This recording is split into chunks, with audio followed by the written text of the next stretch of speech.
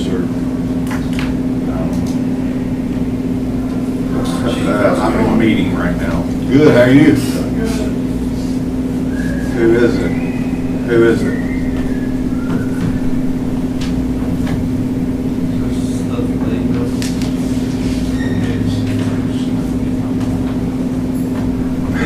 Tony, they're gonna bring driver's license. Do you have his number? When legislature tells me, I guess I will. Start funding it.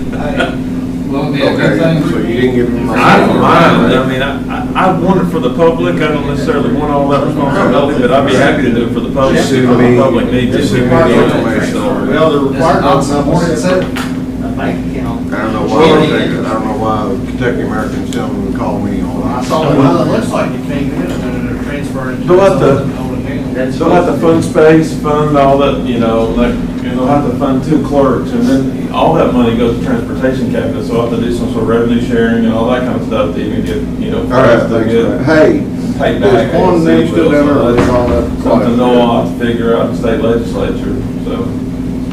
Okay, so do you have their, And You doing got real his IDs, I don't call that one right now, I mean, it wouldn't be that hard because they send them to you in the mail anyway, so I don't know, you know. yeah, I okay, get it. shoot him a text Yeah. and let him know that I put a case of water on the table right now in the refrigerator Girls at swim school and at stuff. the EOC, so they can have water up there for boss. Like, And that is one thing for our a year or guys, two not ago, everybody this was else, just our you guys. know, on Muddy Creek, he said, All right, Jenny thanks, needed her license. He's like, I don't have debit card on it. I'm like, just cut them off. Jack, I said, I never wish you my debit card online, put it on my debit card. Like, here, $20. Jack, I'll get it. But I mean, I know there's a need more people, like, you know, they don't have nobody else that can do that. you know? Yeah, that probably, you know, aspect that, you know, some people, I mean, it takes some means to go over there. Oh, yeah, absolutely. I renewed my mother's online. Yeah, I did. That for all your, I was lovely. How are you? But a lot of those people that do that, don't know how to do Have it. some information. Yeah, it's a lot. Yeah. That's Cascade. Okay, as long as it right there, Yeah. it's right up in the window. No, Jim goes through there every day, because for some reason, when I need something done to the courthouse, they, I wouldn't do that to you. He's been buddies for years. I'm sorry, I wouldn't do that to you. Mass I was living down before, and then some eat breakfast every morning together. Doing good, how you doing? Okay. So I finally located his grandson, who's also a cash guy. He's out of the country right now. When he gets back, I will give him. Good.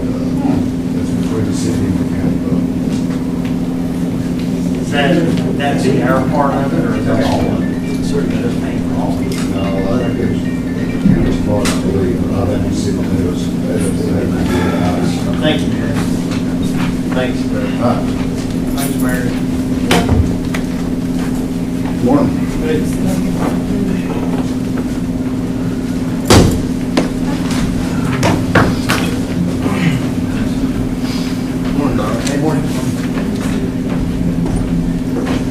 Hey, Mayor.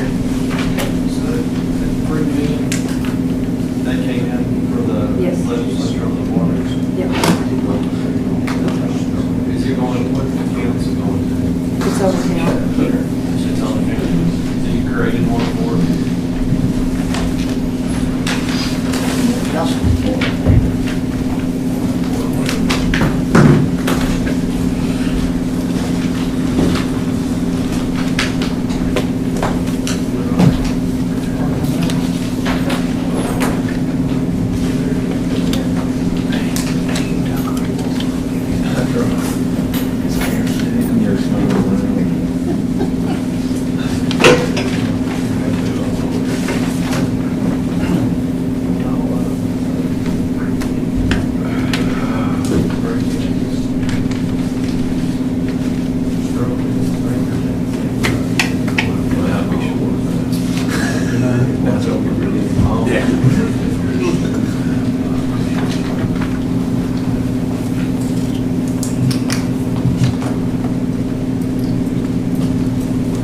Pushing the button, ain't I? Sorry, guys. Jan, Hey Jay, is there any sign-up sheets on that? Yeah. You've got it, one department head on this.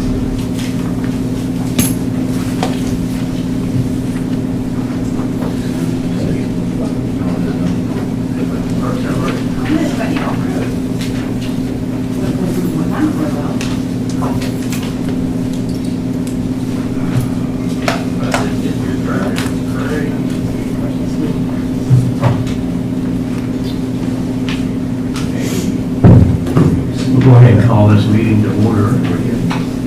Madam Clerk will call the roll. Magnus Craycraft, Present. Pasley, Here. Constantopoulos. Present. Blanton. Here. Davis. Present. Miller. Here. Okay, next we will have Pastor Keith Felton from the First Baptist Church will lead us in the invocation, and then please remain standing for the pledge. This is my pastor, you all, so. We don't hold that against No, that. no. Let's pray together. Gracious and loving God, first of all, we thank you for this day of life, for the heartbeat in our chest, for the air in our lungs, for all the opportunities we have to serve you, to serve our community. We pray for your guidance, for your wisdom. God, we need your help. We're limited, and we need you to intervene and help us with all matters concerning Winchester and the betterment of its people. Thank you, God, for being with us today. And thank you for this opportunity to serve you in our city. In Jesus' name, amen. I pledge allegiance to the flag of the United States of America and to the republic for which it stands, one nation, under God, indivisible, with liberty and justice for all.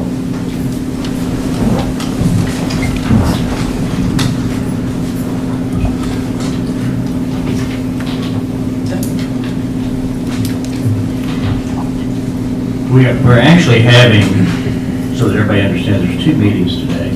The first one we are going to have is a public hearing on the 2025 property tax rates. And this is an opportunity for the public to address the fiscal court concerning their property tax rates.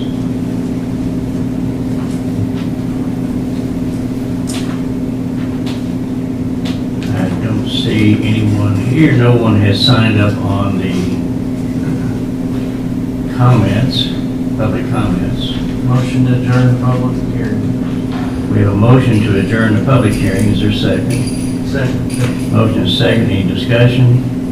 We are adjourning out of the public hearing meeting, and we will go into the regular Clark County Fiscal Court meeting. I'm sorry. When do you take a vote? I'm sorry. Those in favor say aye. Aye. Any opposed? Motion carries. Okay.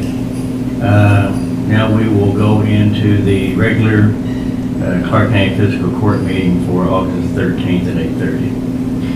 Before we go, let me correct a couple corrections on the minutes.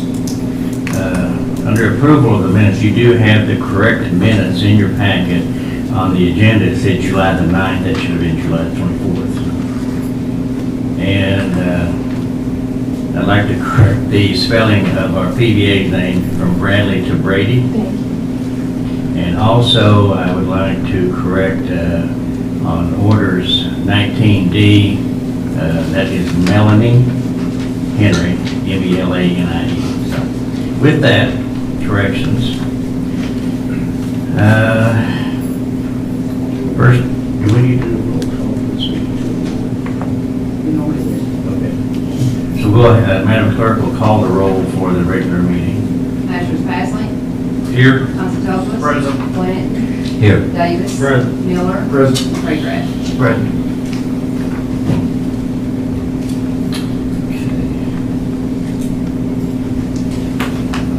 So the first item on the agenda will be approval of the minutes for July the 24th, 2025. Motion to approve the minutes. Second. Motion is second. Is there any discussion? Those in favor say aye. Aye. Any opposed? Motion carries. Next item will be approval of budget transfers.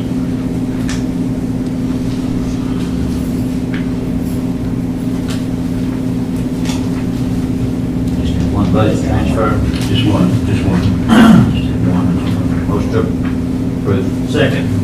Motion is second, any discussion? Those in favor say aye. Aye. Any opposed? Motion carries. Next will be the approval of the cash transfers, and there are two of those. Motion to approve both transfers. Motion is there a second? Second. The motion is second, any discussion? Just this $3 million for the wastewater project, I thought we'd already done that. The cash came in. Oh, the cash. The cash came in. Oh, the cash, okay. She's transferred it to its separate account. So it hit the community trust account. Yes. Okay. Are we at some point, as a side note, Mary, getting closer to a point where you can just close that account out? Or I know there was a lot of electronic transfers linked to that.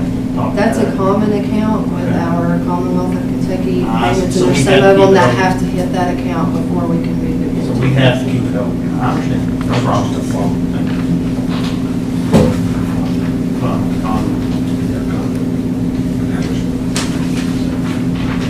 Any further discussion? Those in favor say aye. Aye. Any opposed? Motion carries. Next item is approval of the bills list. Motion to approve. Have a motion. Is there a second? Second for discussion. Have a motion and a second. Is there any discussion? The only thing I'll note, Judge, which is an appropriate expense, but I know I mentioned this in meetings before, and I've mentioned it several times to the Senator Elkins, coming up on legislative session. You know, here we've got page 3, $5,300 bill for legal services for indigent legal, which we're required to pay the KRS. But as I told him, I think we ought to all, in agreement, reach out to CAECO, the lobbyists. I think that needs to be taken off the counties. I mean, we're having to budget quite a bit of money. I can imagine what some of these larger counties are paying for indigent legal, but we do have to pay it required by statute. And some legislature, I think, needs to take off the counties. That's all I want to say. I had a question I spoke to a couple about, if I may. Sure. The bill for the uniforms of the fire department, was that a PO that was approved prior to the actual order of those uniforms, or was the uniforms ordered and then the purchase order was approved? It's a bit odd timing for that, given the current cash flow situation. I was just curious how that came about.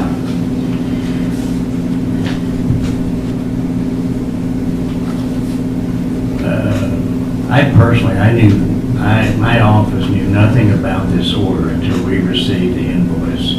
Evidently, from what I found out, those were ordered by Chief Asbury on his way out. Without a PO? Without a PO, without approval, we knew nothing about it. We need to put a stop to that sort of stuff, some way, somehow. You need to get a PO before they make an order. Everybody does, not just,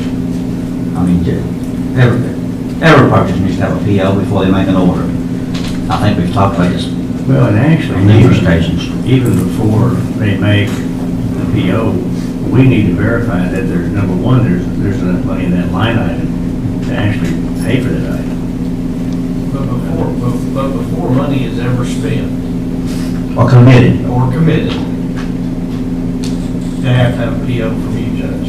Yes. And if somebody brings you an invoice that you have to sign off a PO, the easiest way to stop that is don't sign the PO, and then it goes back on the invoice. So what do we do in a case where that employee has quit?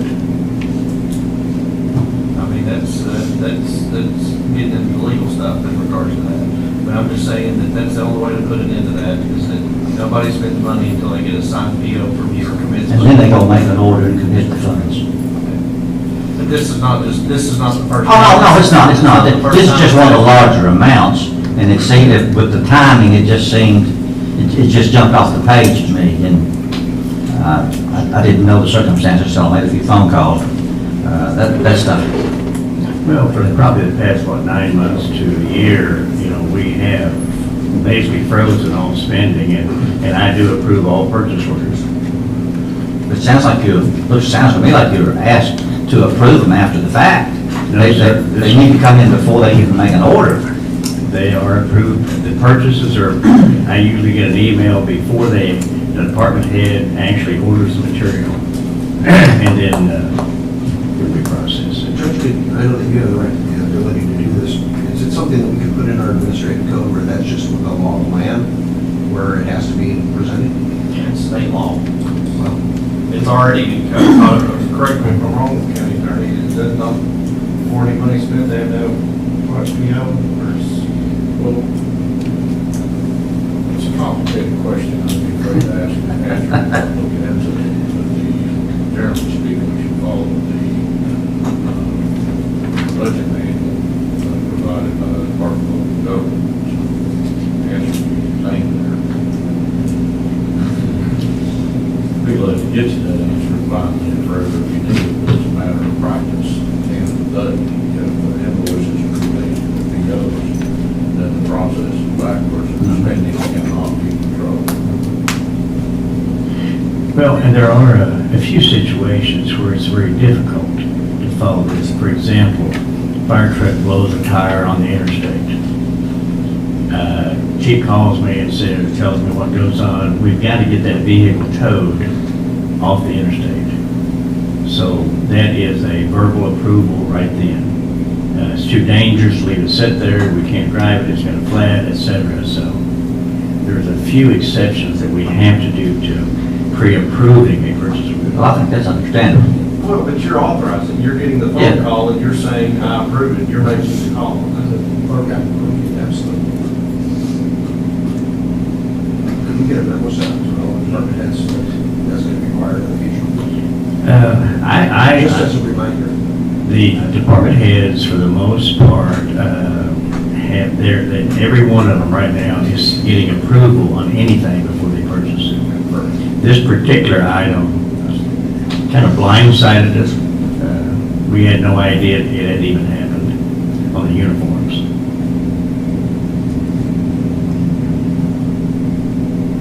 Well, no one currently involved is at fault, so it'd be really hard to punish a department for that, so I'm okay with it for this time. Any further discussion?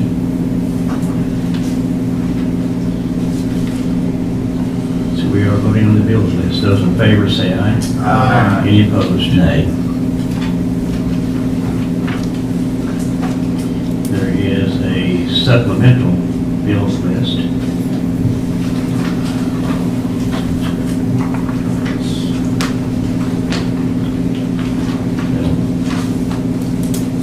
Just one item, I think, wasn't it? Yeah, just to pay some road material. Oh, still approved. Second. Motion is second, any discussion? Those in favor say aye. Aye. Any opposed? Next item is the pre-authorized bills for July the 28th and August the 5th.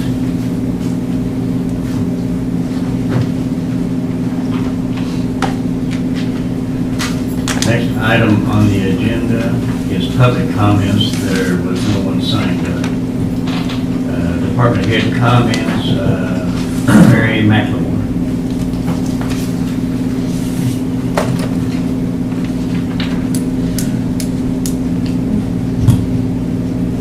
Real quick, I just wanted to give you an update on our 911 receipts. We finished the second quarter. We've received payments from 4 of the 5 water companies. There's one water company that has not paid either quarter, and that's Reed Village, so I'm not sure how we communicate with them. Kentucky American Water, that looks like they had a full billing cycle. The first payments we received from them, they did not start billing until the middle of March. They had a billing issue, so I don't know if we need to reconcile out with them or if they need to pay from January until they get their billing issues fixed. But other than that, that's How much was the total for that you had? For this quarter so far, $132,556.57. How much would we get annually from, when it was on the landline? You recall what that number would have been? Nowhere close to this. I think it's less than that. I know, That was yeah. a year. It was almost this number for the whole For the year. whole year. This is one. That's what that's, Yeah, it was maybe 150 or 60, maybe, Yeah. for the whole year for, okay. Well, let me, can I, let's go ahead, I'll do that in the comments. Mary, what was that number again, 132? $132,556.57. If we're still missing one, then that's still not a full billing from Kentucky American, correct? Judge, have you talked to Reed Village? No, sir, actually, this is the first I've heard of this. That's not correct. We've had a discussion, and I told you the first quarter that Reed Village had not paid. I've actually got it in email where I sent it to you, that we had received 4 of the 5 payments. So we discussed it. Contact them, maybe Judge.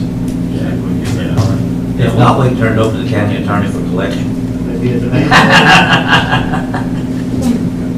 What do we do about Kentucky American? Like 60 homes. I mean, you have any, Judge Bartlett?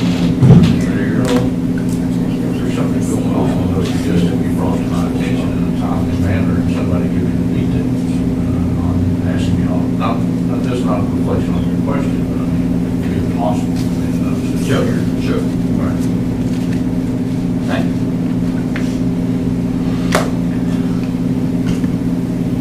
Okay. Thank you, Mary. Okay. Next item is a discussion by the Clark County DBA concerning property taxes. It's Jada Brady.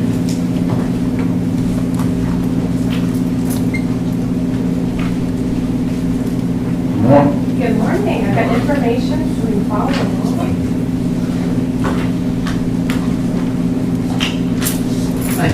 Very welcome.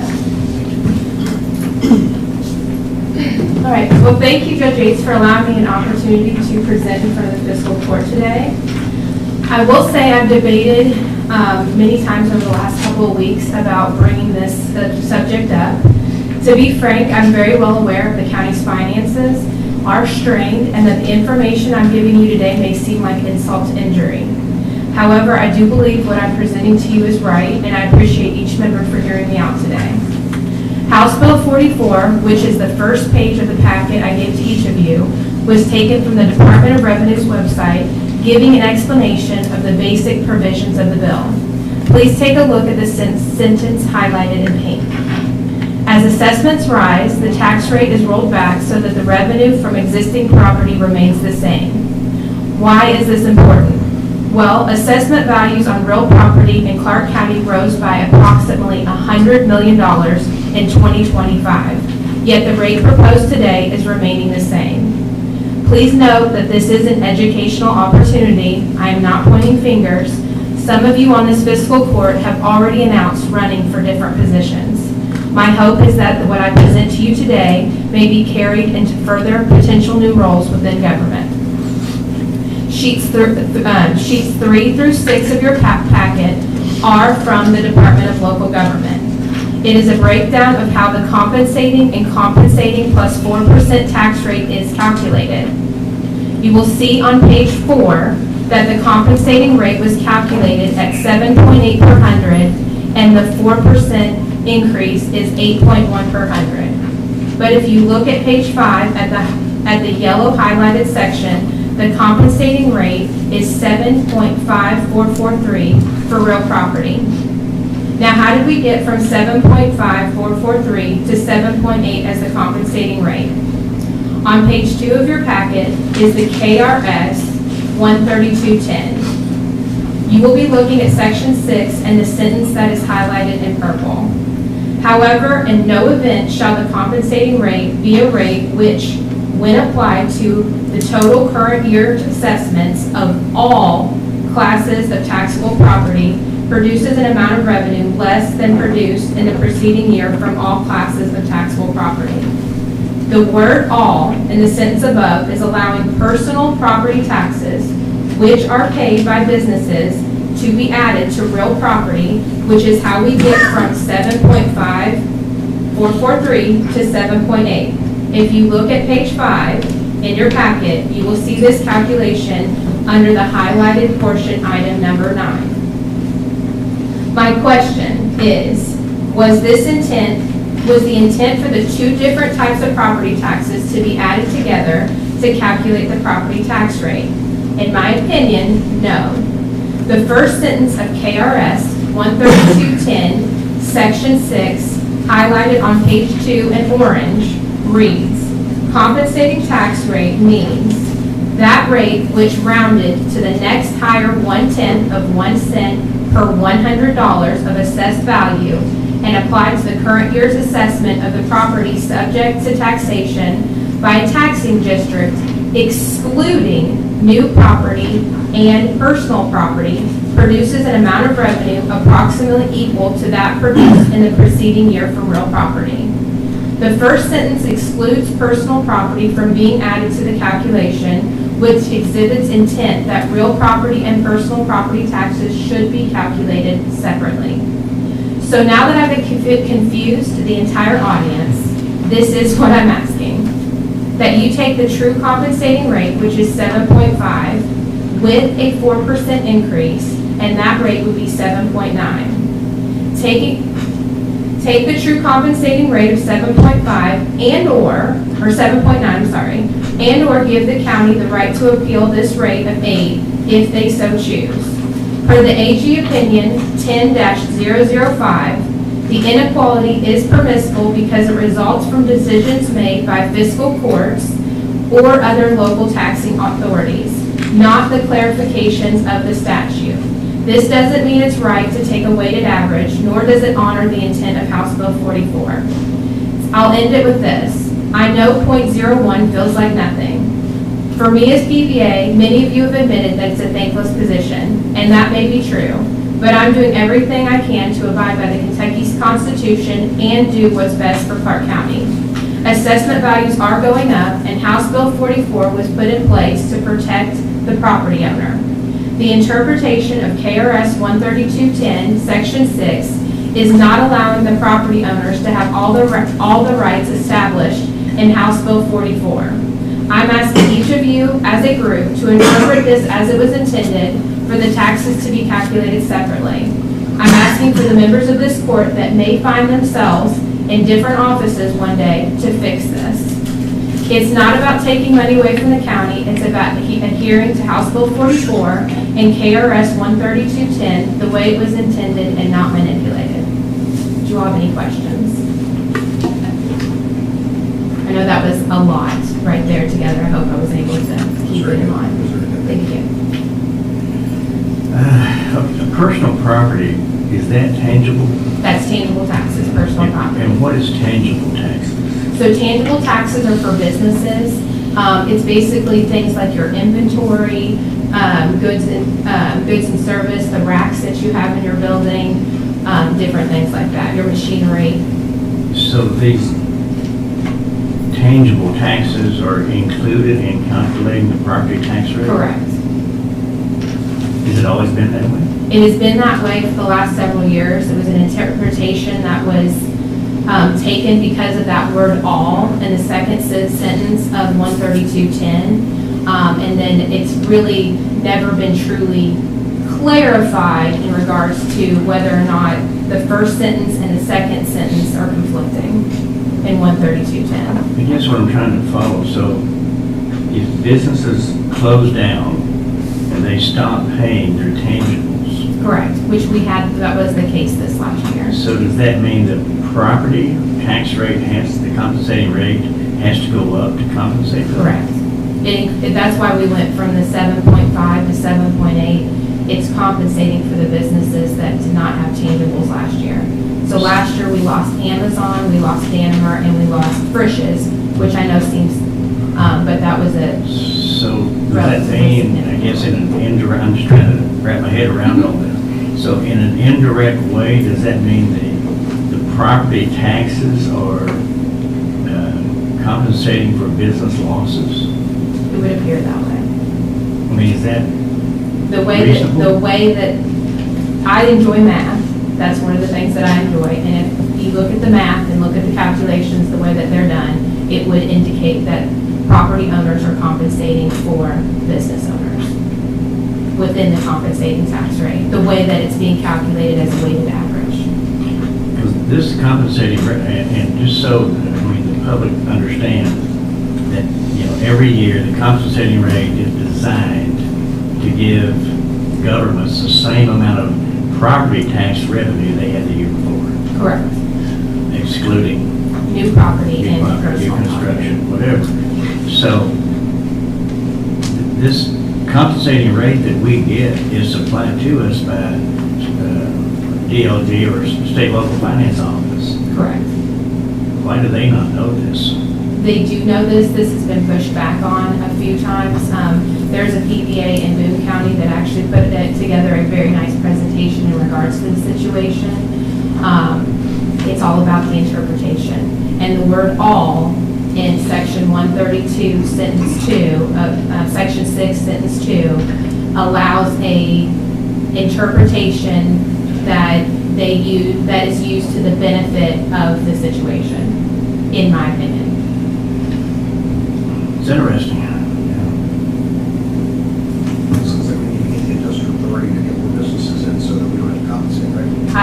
I don't disagree with that. I think more business in Winchester is a great Because thing. we benefit, the citizens benefit when the big industries come in, and when they leave though, there's someone who has to take a little bit of a loss, but let's get more businesses in so that. Yeah, I would agree with the comment about more businesses.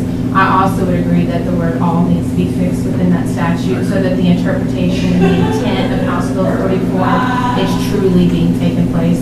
You all are not the only one that, this isn't something that just happens within fiscal courts or counties.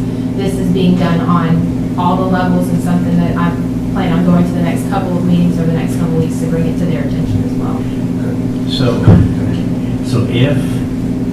if it was corrected and tangibles were not included in the tax rate, does that mean the counties would receive more money or less money? Less. Less money.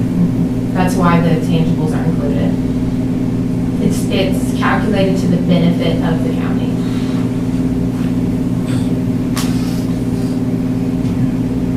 Thank you. Thank you.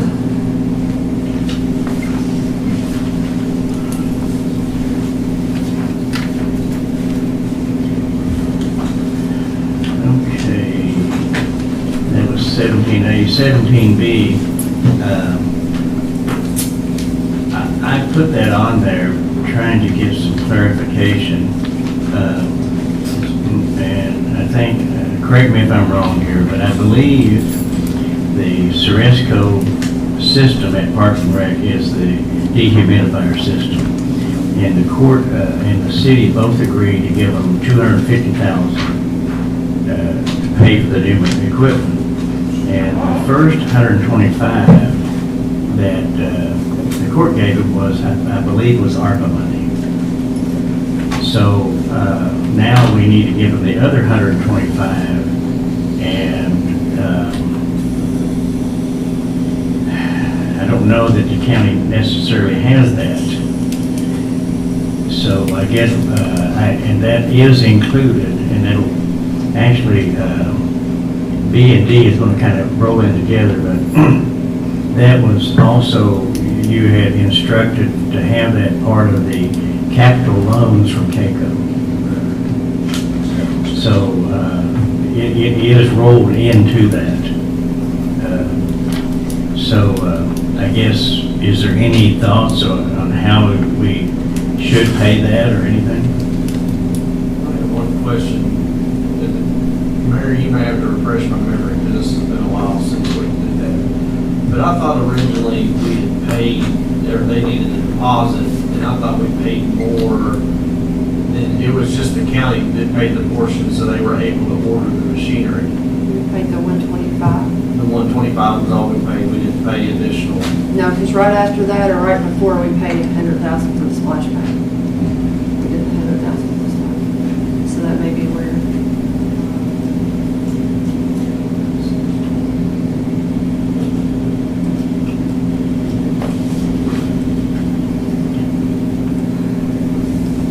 What's your recommendation?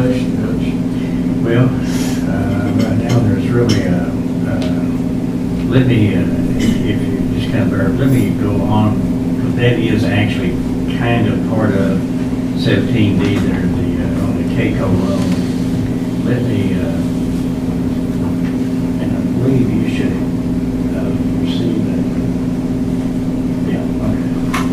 So basically, I reached out to KCO with that list of items, and I think that was all the items that you had requested.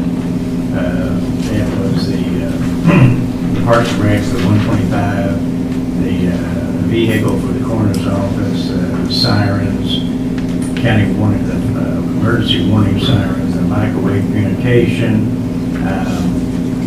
a new system, a cascade system for the fire department to fill the air tanks, and another possible item was the handheld radios for all the first responders.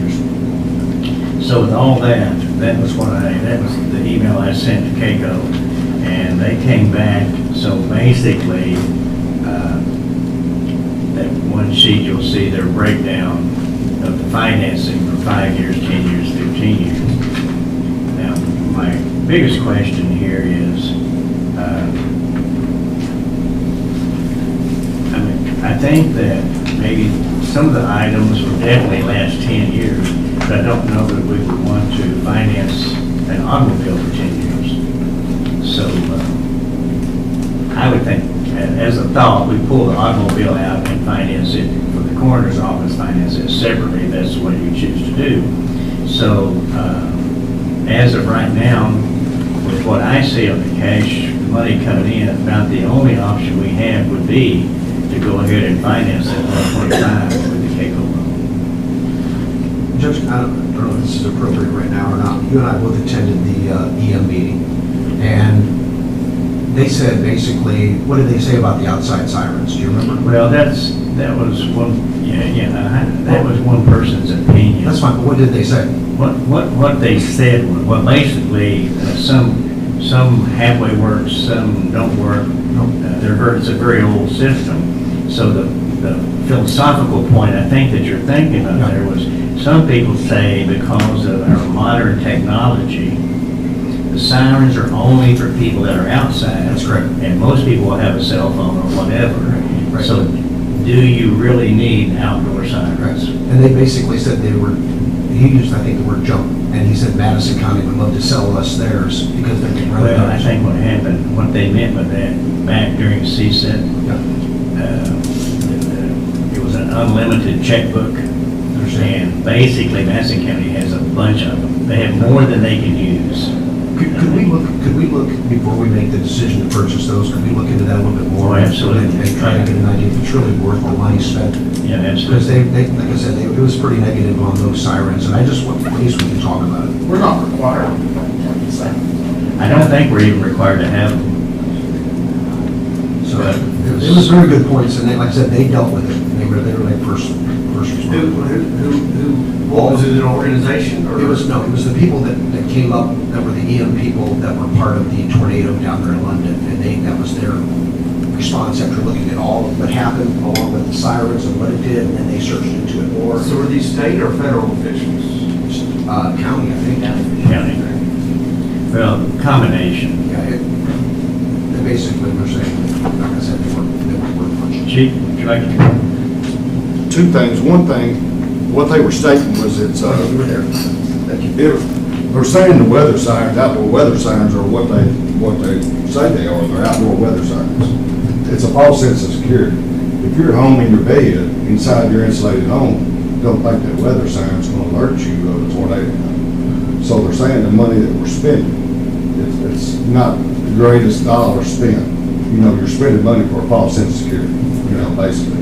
That's very well said. That's what they were stating on that. The other thing I just wanted to ask is the handheld radios, where did that come? I don't know where that comes, gonna ask that next question. We're in discussion. That came from Perry, he said that they. Okay, I didn't know. It's the first time I heard about it. I was just curious. She You said read first it off. responders. On my part, I didn't know anything about it, so just.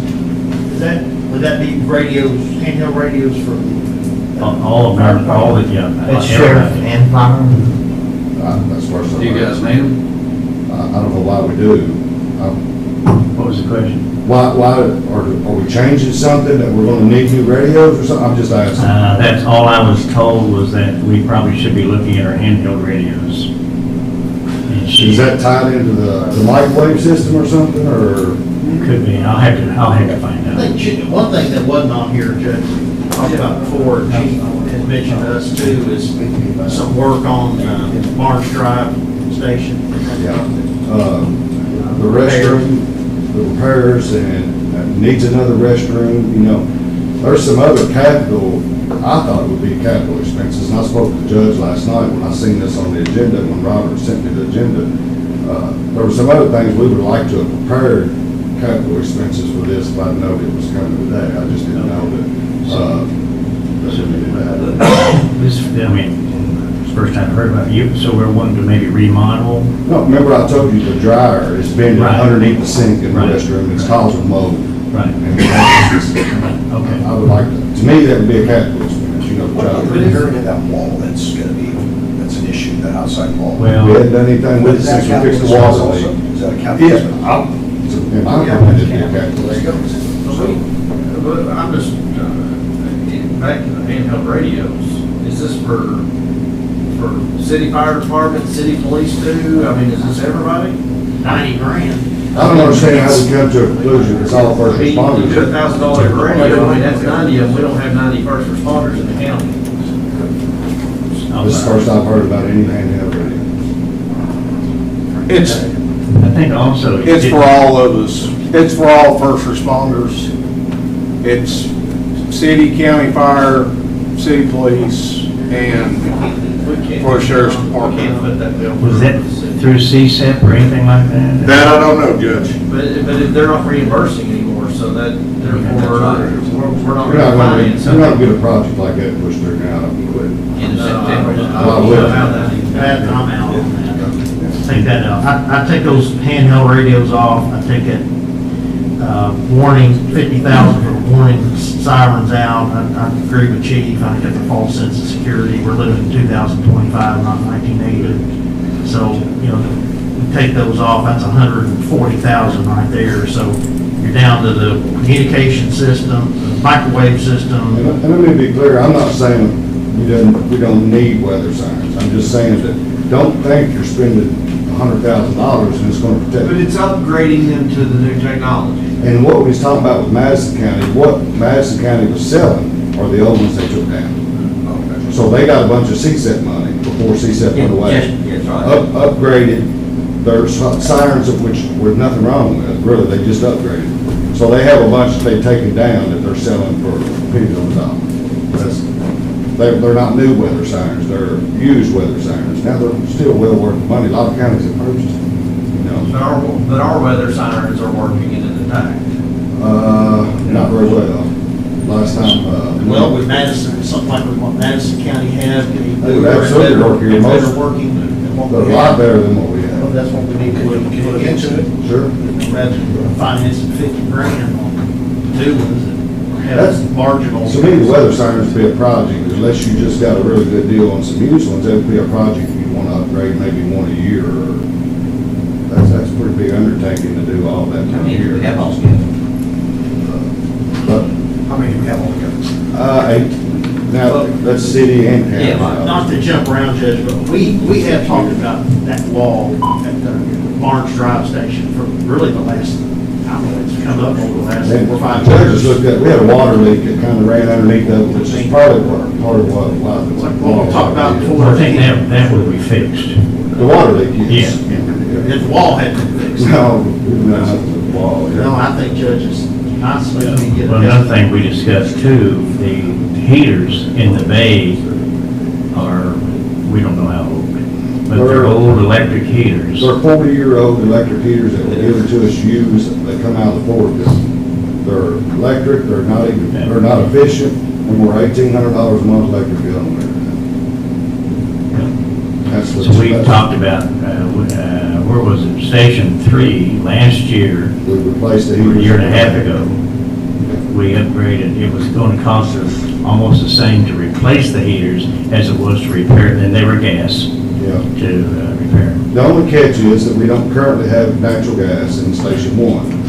Now, we have made a phone call to Columbia Gas to see if, we're pretty sure it's at the school right behind it, so it's probably an option. It's just not there now, but you're using, way outdated heaters. Let's look at that before we try to replace electric. I think gas would be much more efficient. That's a lot more efficient, yeah. What was that, how much did you save for the gas bill with the new heaters in Station 3? You save a couple $1,000s on the year. Of course, it's a smaller station, But so. still, that's, I'll take a couple $1,000 on that. But several months in the winter, it's $1,800 a month just for Station 1 for electric. You know, so that's pretty significant, you know. That's the type of stuff that, like I told you, I would like to see put on the capital expenses with the fire department, like the heaters or. And right now, we're only discussing the fire department.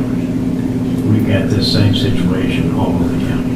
Well, Judge, just like I've said for years, we need to come up with a whole capital improvements plan for our whole county and make it 5, 6, 7, 10 years so we know going in what we need to do in 2 years, 3 years, 4 years, as opposed to just doing this at the spur of the moment. So, well, all of a sudden we need to do all this and just finance it. And that's what we're working on. I know, and I started with Chief Asbury. We're spending $80,000 a year. Sure. Truck repairs right now. We need to be looking at purchasing another fire truck. Now, do we need it this year? No. I'm just saying down the road, you said 5 year, that's an expense that we need to be looking at 2 or 3 years. That's what we were preparing. We've got quotes. I just didn't know all this was coming this morning, so.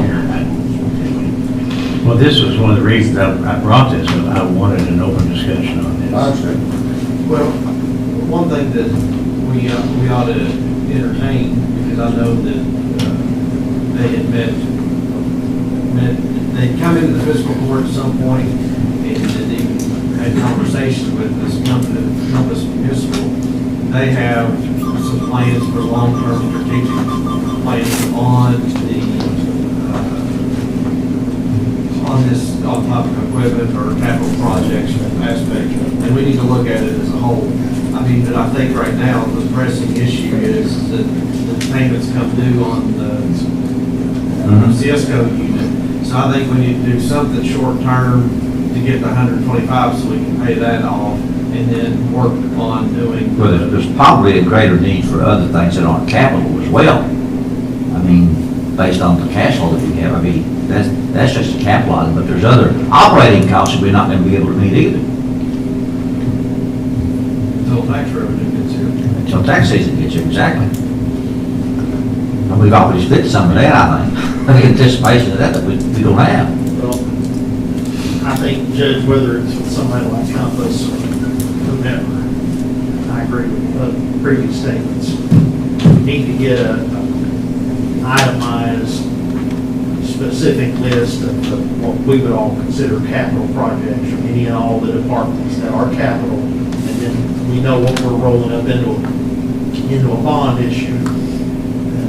And I think any kind of major renovations of a 50 or 60-year-old building, that's got to be included. I think we've neglected way too much over there, including that wall, which we've known about for a long time. You mentioned Compass Municipal. They did come back with I guess you could call it a recommendation. They looked at all the financed items that we have in the county, and there is a real danger, I think, right now of not having enough money to maybe pay the bills, whether it be this month or next month. I think it's there. That threat is definitely there. So, if it's a recommendation or a suggestion, but Compass Municipal said basically what we could do is finance the last fire truck that we bought. That was $740,000. Of course, we couldn't finance it for that much.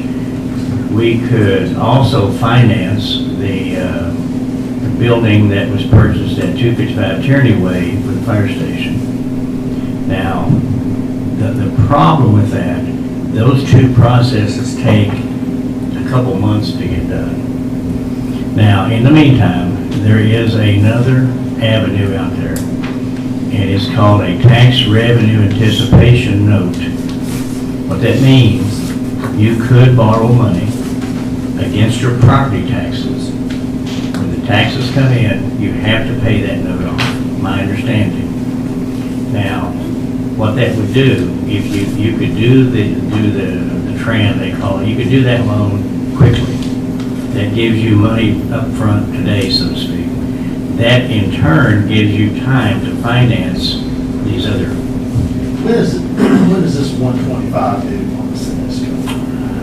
I think it may already be due. We received the letter of request on July the 25th. Well, I know you mentioned before, Judge, I know sometimes CAECO, we had discussions with CAECO about doing a short-term loan. I think they even maybe up to 300,000 or 400,000. I don't think we need that much right now.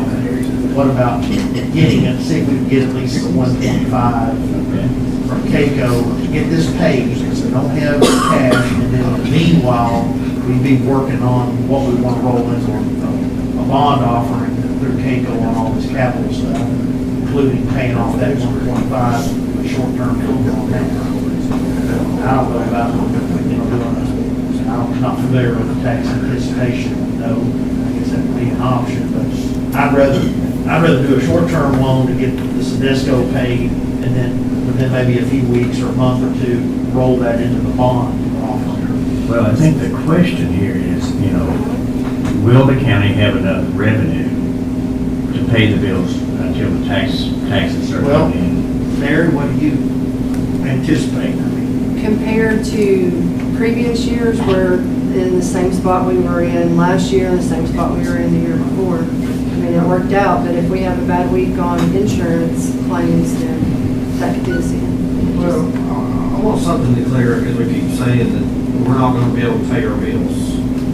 The county is always gonna be able to pay its bills, regardless. We just have to be creative in how we do it, until tax revenue comes in.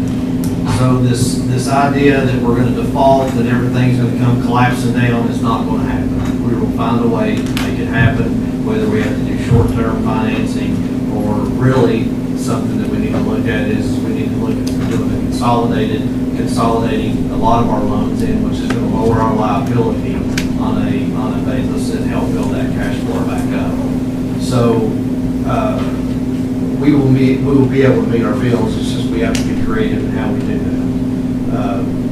But I think we definitely need to have the conversation with Compass and have them evaluate our current outstanding liabilities, because all we're doing is if we borrow on another fire truck that's free there, you borrow on that building, all you're doing is yeah, you're getting cash in the bank, but now you've just increased your liabilities on a monthly, yearly basis, which we're exceeding our revenue, which is going to cause us to be So how do negative you again. So eventually that's going to run out. I get it, so how do you want to pay this Sedesco?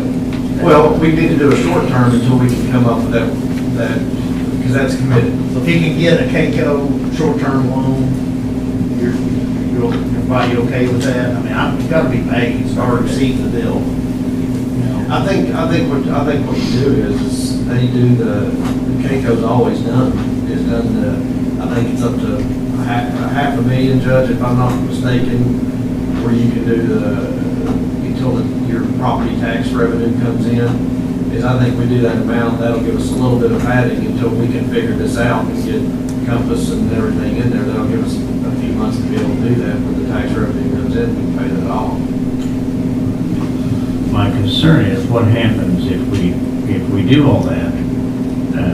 We've already moved several large bills to the end of December, which is, I don't know if it's half, but it's a large amount of property tax that's already been obligated. So my concern is if we do this tax or anticipation note, and for whatever amount you want to do it for, and then my caution would be what happens if we get to that point, it's due and payable, we don't have the funds to pay it.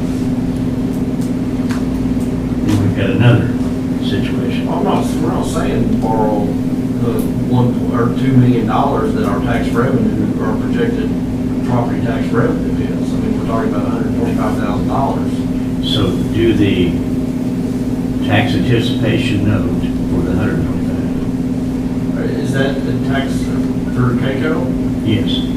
Well, all the discussions have been through that. You were though implying borrowing a little bit more than the 125, right? So let's say if you borrow 500, use 125 immediately. That's what I thought. And pay down some Yeah, escrow, you and got then- 375 left over in case you need it in the next 2 or 3 months to come. Until the tax revenue, and then when that comes back, out of the 2 point, what was the projection, 2.6? 2.6. I mean, you're gonna have 500,000 of that, and then I know you've got other bills, then the 2.6 should be good enough to cover that, and then we get through March, and then you got the net profits that start rolling in, and that's when we built up our cash flow to carry us this far. But that 2.6 for property taxes is not just through December. That's through the end of June. You're going to get most of your property tax money in October, November, November and December, January. And you'll have the lion's share of it in my first year. Yes. Because what they collect in October, we'll receive in November. What's collected in November, we receive in December. What they collect in December, we receive in January. Judge, I would say if you could get, if the max is 500 and they are 400 or whatever the case may be, that's what I would get. Give me a number. Did you know, have they told you what the maximum they would do? I'll look into that, but let's say it's 500, I take the 500, I immediately get that Sedesco bill paid as soon as possible, and the balance, we've got to carry us through for a little while until that tax revenue starts. And now, of course, we still periodically get these insurance tax checks, which is helpful. I mean, we get seems like every month or two. And you'll have some net profits come in That's right. October That's for the right. ones that's filed extensions. They have to pay and have everything completed on October. Yeah, and Mary B, through the revenue stream that she's bringing in is now 50% Yeah. of our overall income. It's probably as much as property tax, if not more. Yeah.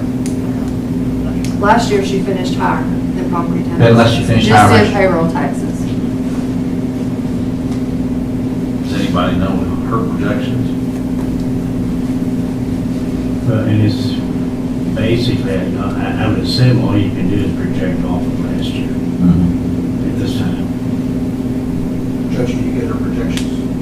So is that short-term note, what's the term on that? It's I just, think it's around like 4.68%. but, and it's payable when? I mean, is it 6 months, did it give you a? It's technically, from my understanding, it's technically payable upon you receiving that amount of tax revenue, of property taxes. In other words, as soon as you get that enough money to pay that note off, you must pay it off.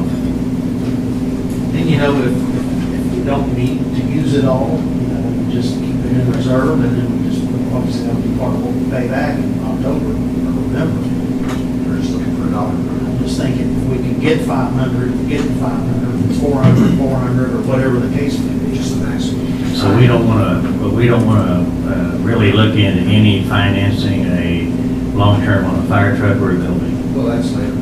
Well, I think that's where you gotta get Compass, and we've gotta have those conversations. That gives us time to have those conversations about, well, can we consolidate these other outstanding loans that we have in one that's gonna save us on our liability, and to get the particulars of what's out there that needs to be done, so we're doing it all at once. In the not meanwhile, piecemeal. I would suggest start getting estimates on all of the Barnes Drive work, as far as what would constitute capital, gas heaters, the wall repair, bathroom renovation or addition, if there's any other capital, Judge, in terms of building repair that we're solely responsible for, get all that, and so by the time Compass is with us, we've got a master list that we can hand in and say, okay, how can we make this work in terms of bond financing? And then that, maybe within the next month or two, we can start pulling all that. So are you wanting Compass to come here and give you a presentation on this? Oh, I'm fine Or with that. be opposed to it? Or do we want just a, We need to have them, give them enough information so they know what we We need. need to come up with our list of things we need. Would the body be opposed if I called Compass and had a conversation with them and tell them what we're trying to accomplish? You all have a problem with that? And cycling back to all these capital expenses, did we get the air conditioner fixed in the courthouse? I mean, is it 100% now, or is that something that we were creeping through? The air conditioner was broken down, we had to buy a window air conditioner. Well, no, Mary V's office and my office it has an AC unit, hers does not. So she has solely a window unit. So when hers went down, she didn't have access to anything else. But she does now, it's fixed. Okay, I thought it was like half the courthouse didn't have air conditioner. Is that not? No? Okay. I'm not.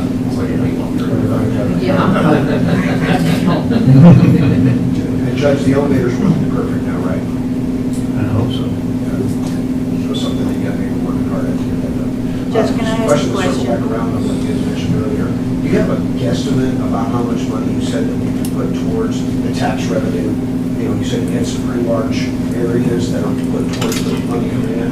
Do you have Well, what that amount I is? know and I don't have the exact numbers in front of me, but the workers' comp bill Just a guesstimate. is close to 400,000. The all lines insurance account is close to 400,000. I think both of those are like a little over 600, Mary, does that sound right? But those are the ones we can pay, we don't have to pay it one big lump sum, we can make small payments. Right, but those are what we're kind of Yes. committing towards taxes that are, Yeah. okay, so about 600,000. Well, we took 100,000 from the community fund, we're gonna have to pay back. Yep. You're right. And our PVA was gracious enough to allow us to push her contribution to the end of December. That was 40,000 or something. By the time my other two contributions will come into place, it'll be closer to 60. Yeah.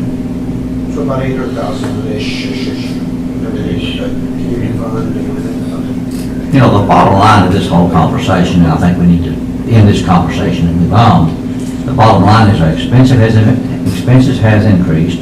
We've given raises, our administrative costs have gone up. We really haven't found a new revenue stream to cover those costs. We did the little thing with the water meters, which was of some help. But we're not going to cut expenses. I mean, let's just be honest. I mean, this body hasn't cut expenses since I've been on it.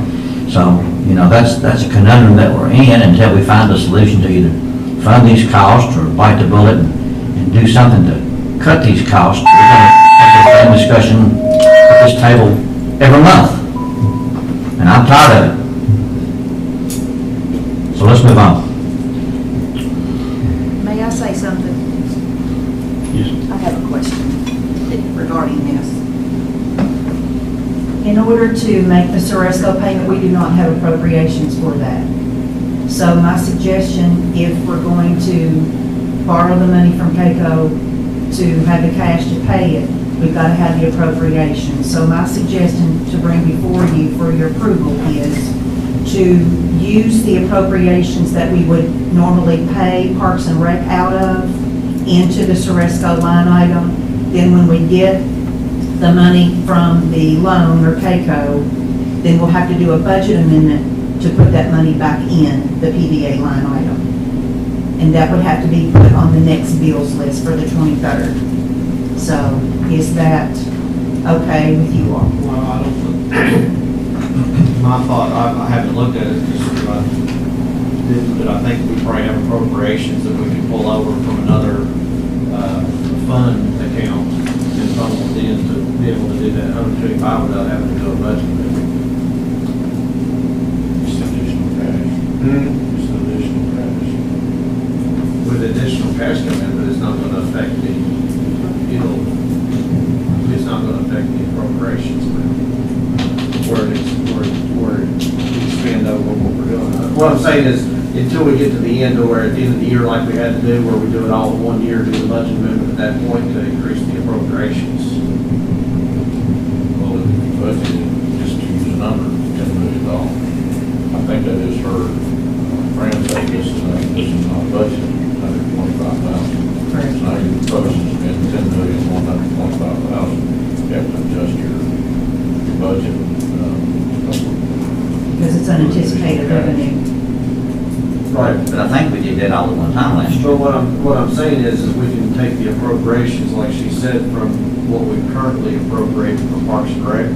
Yes, and if I do that, that only leaves 5 months of regular payments for them. You have to make the budget amendment before you spend the unanticipated revenue.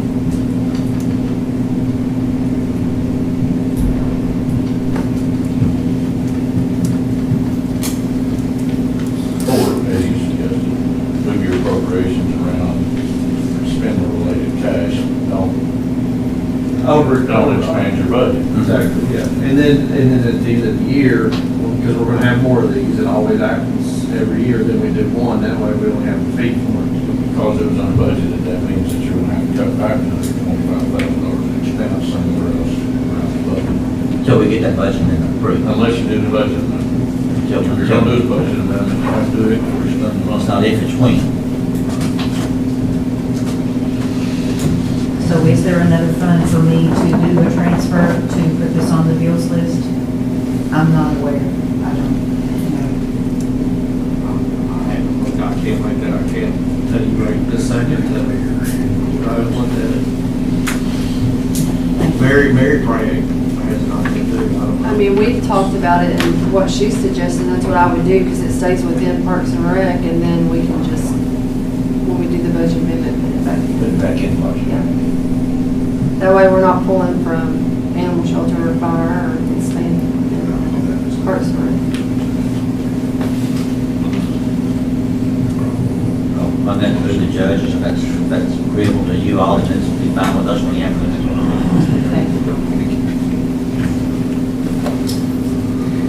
Okay, we'll move on. 17C, just want to give you a real quick update on the new judicial center. The process was to have a project development board put together. That has been done, and the very first meeting of this project development board is going to be August the 29th. That's a Friday. It'll be at 1 o'clock in this room. I believe the newspaper has gotten their notification. I think we're trying to notify the radio and to make sure we run an ad in the paper so the public will be aware. And what this is the first step. And on this board is the governing board of the process to construct that building. Now,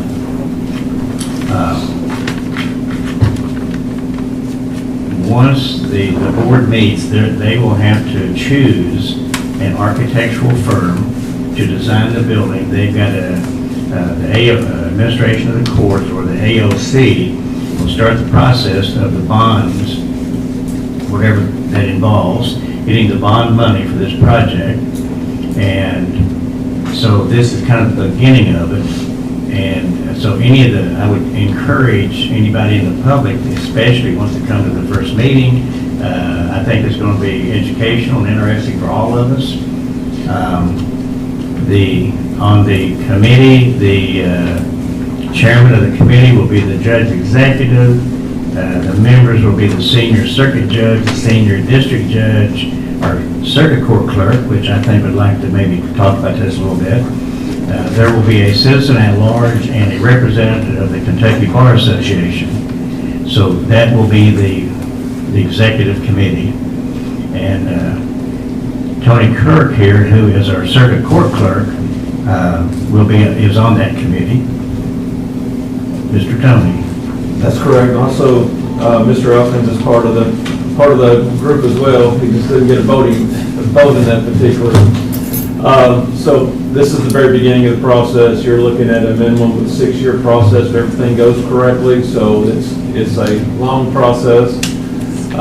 One of your first things is picking the architect. You know where they're going to build it at. That's always the first question, and we have no clue. We haven't gotten into those discussions, and we don't know what's available until we get from the architect to say what type of footprint they want. So again, it will be a very long process, and government works at its own speed, and it's relatively slow. But, Just a question, I know Sir. I know we got the jail here, and don't plan on building a new jail anytime soon. Right. So we got transporting people wherever it's at. Right. That's obviously a concern and cost and everything else, so I know that's gonna be Right. a consideration, correct? right, that's correct, and the board and all of its guidelines state that they look first to be somewhere near the footprint of the original courthouse. So that's one of the, and I don't know anyone who's on that board that has an appetite to move it to the bypass by any stretch. So, but it's all Or out by the interstate. That's correct. So, you know, again, it's all about finding property, the correct property, and finding which footprint we need from the architect. Tony, did I hear correctly, so the process is that you hired an architect to design the building and the footprint, and then after you decide what the footprint is, then try to find a piece of property that conforms to that footprint? That's correct, and then they can make adjustments from that particular, you know, after, they kind of give you the idea of what, they give you a square footage that AOC approves, they get a design, they figure out how much parking you need and that, and then they figure out the square footage and how much lot you would need to put that there, and then they adjust from there. I mean, they can make adjustments from that. And just to clarify one thing, they are not going to tear this building down. They're not replacing the Clark County Courthouse. That's correct. This is a dual-purpose building, and AOC does not want any more dual-purpose buildings So what that means for the county, when the day the building, the judicial center is completed, then our circuit court will be moved out of this building. Our family court will be moved out. All of the judges associated with that, the parole guys, I believe, would go. I don't know. I would have to look. I don't know if probation pro was in that particular list of offices, but I know there. How about pretrial? Pretrial is. Okay. So in essence, what happens at that point, then the building, the new judicial building, when it's completed, it will be turned over to the county to basically maintain. And at that time, the county will be losing, I don't know, $180,000 roughly in rent that AOC does on this building, and the annex will be emptying out too. The district court, I believe, probably the county attorney may be the only one left. County attorney, but deputies, sure. So these are changes that are going to be coming down the road. It's the only reason I mention it. If it gets done. Well, the money's there. Senator Elkins and Representative Dawson made sure we got that last thing, so that's a big help for us. So the money's there.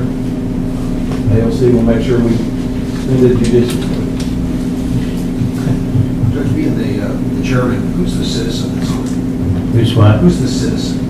Ed Bertner. Ed Bertner? Ed Bertner. And the Bar Association picks one as well, and that's Judge Adams. Oh, Judge Adams. Yes, so there's 6. And the seniors, just to clarify, the senior circuit judge will be Judge Mayer. And your senior district judge will be Judge Neal. Appreciate it. Thank you, John. So, just want to give an update on that. Okay. Next item will be notice and amend the Clark County Treasurer's monthly report for July 2025. The Clark County Jailer's report for July 2025. How are we doing on that? Is this pretty, where you guys are coming in at, is it pretty good right now, or where are we at on that? It's getting better. I mean, we're out there looking for revenue every day. So, how close are we to what you kind of anticipated for that? I'd have to go back and look, to be honest with you. I'll have that for you at the next meeting. All right, thank you. Okay, next item will be fiscal court orders. So, we had, part of the requirements, the compensating rate is 7.8%. Well, I guess right now that's what we live with. So the court has wanted to keep the rate the same as it was last year at 8%, which means it is above the compensating rate. So therefore, we had to advertise 2 consecutive weeks in the local paper. We had to have that public hearing this morning, and this was to meet all the requirements to vote on that tax rate. So I guess the only question before the court now is to vote for the tax rate to be the 8%. And it's at tangible at 10.9, correct? Yes. And the motor vehicle is set by the state, that's 10.5, right? Right. So moved. Have a motion, is there a second? I'll second. Have a motion, a second. Is there any discussion? How does that 8% play into what the information we received this morning from the media? Well, what my understanding, what it says, if you choose compensating rate, then basically the fiscal court approves it, it's a done deal, it's over.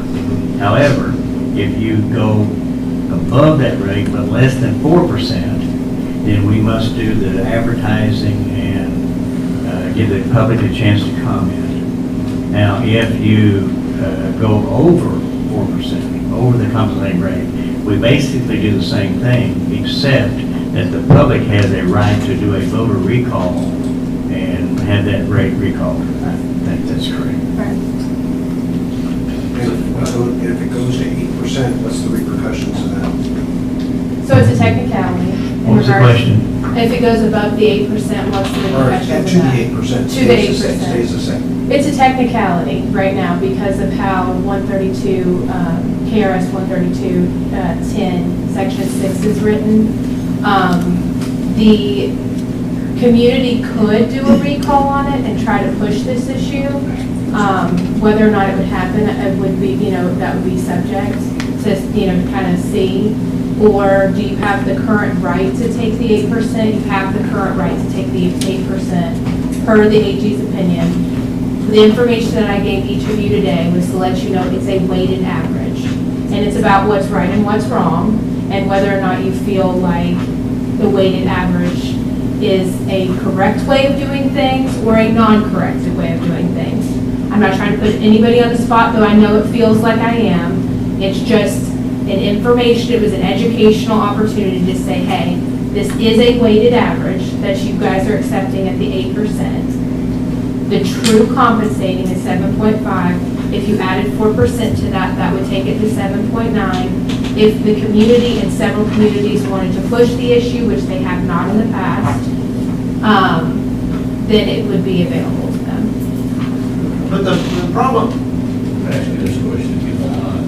If the DOJ says they certify under the state local finance officer's signature that the compensated rate is 7.8, how do you contest that by saying it's 7.5? By saying it's 7.5. So if you look at the beginning rate, it states there that it is not a weighted average, but they call it I certify that the above local. a minimum revenue limit. Real property, Clark County, accordance to 6845, is on the 15th day of July, 7.80. Correct.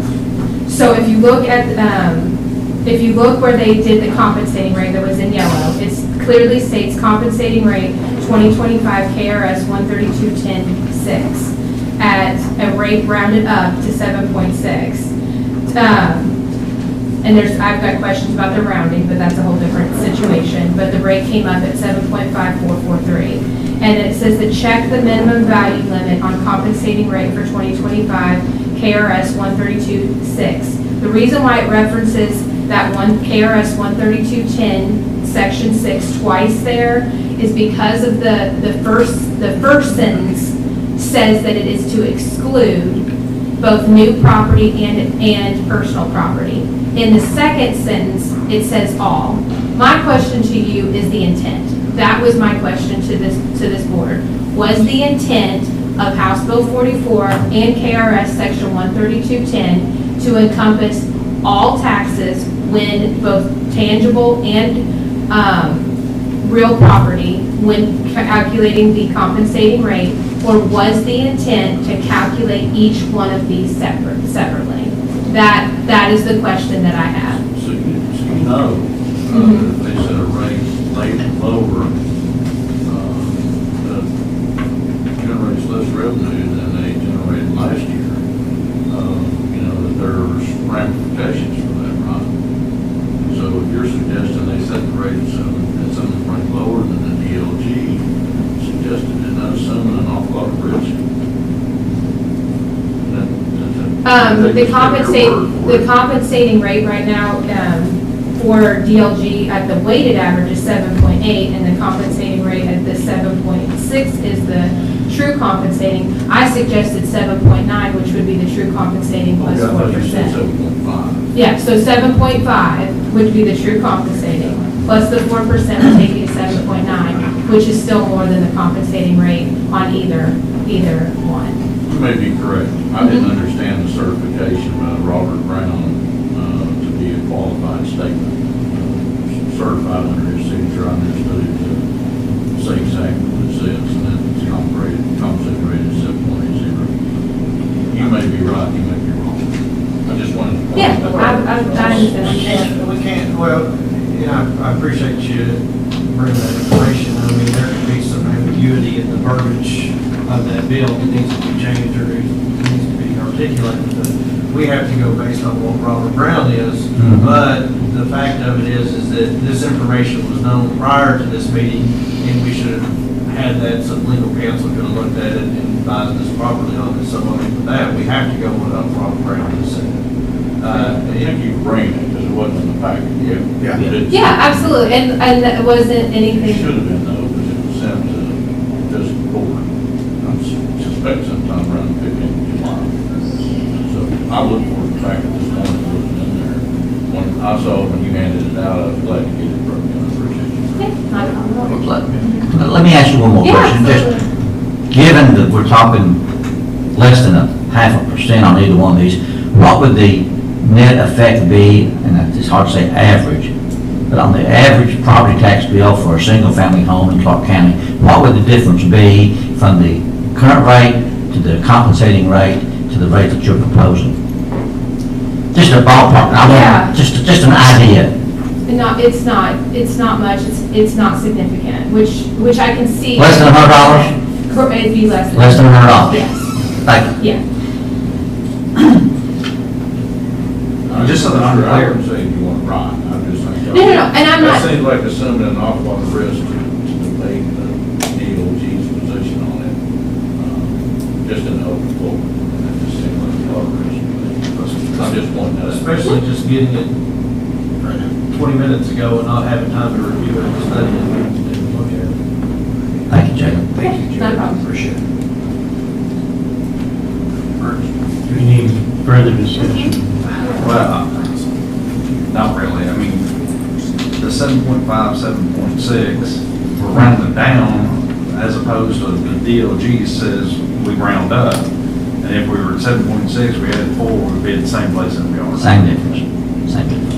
Just seems like a uniform to me. Well, it's an interesting, academic discussion, but I mean, the fact of the matter is, we just had a long conversation, not 20 minutes ago, about not having to borrow money to get us through the next 2 to 4 months. And it is partly a revenue problem, but I mean, quite frankly, that, I'm not defending or attacking how DLG and the legislature has created this compensating tax regime, but it seems to me what it ignores, especially in this day and age, is that our expenses to a large degree are a function of inflation. Yes. If we're not keeping payroll and salaries up with at least somewhat close to market, we're going to lose people. We have lost people. Our own insurance has gone up. Workers' comp goes up. Fuel goes up. Uniforms, you name it. utilities. So, my whole first term, I think, every year for 4 years, we were able to lower this tax rate a little bit. I think every year for 4 years, might have been 5. Now, last year, we took the compensating rate by default, which was a little bit lower rate. And I'd love to be able to lower it every year, and I hope at some point we can get back to doing that. But quite frankly, I mean, our tax base has grown some. It's not grown like it should have. We're not like Scott County, which a few years ago, I think, had something like a $20 million rainy day fund. We're not Madison County, we're not Jessamine County. And all those counties, I'm sure, have their own challenges. But,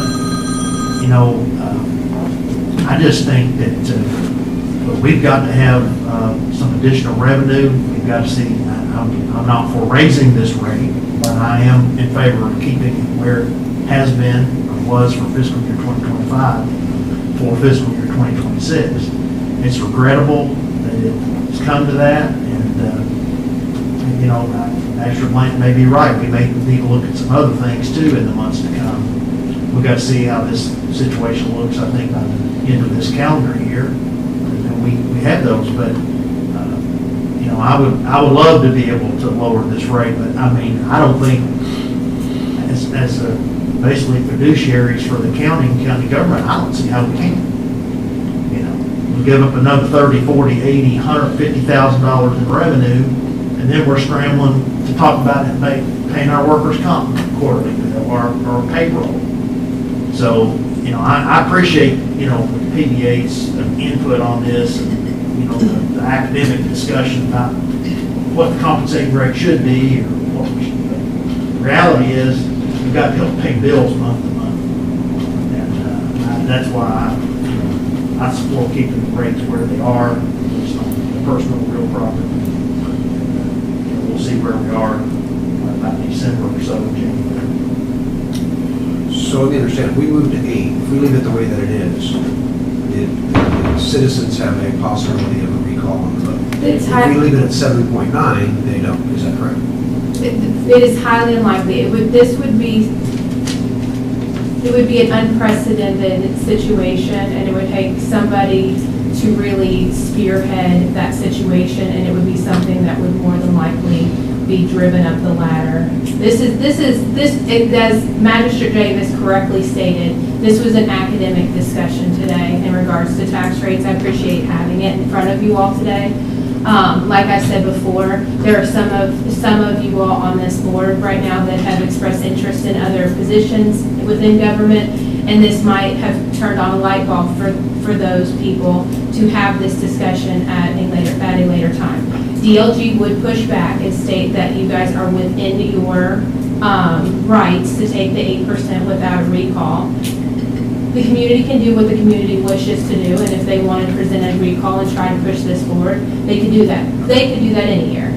I do, like I said before, I do appreciate at least having an open discussion, and I appreciate you all having an open discussion amongst yourselves, and I'm in my office at any point if you want to have a further discussion about it. But wouldn't you agree, Ms. Brady, that one of the reasons, obviously, and I think you were justified well within your rights, and the reasoning to doing that is because assessments for some people have gone up, if they're in that quadrant, myself included, went up dramatically.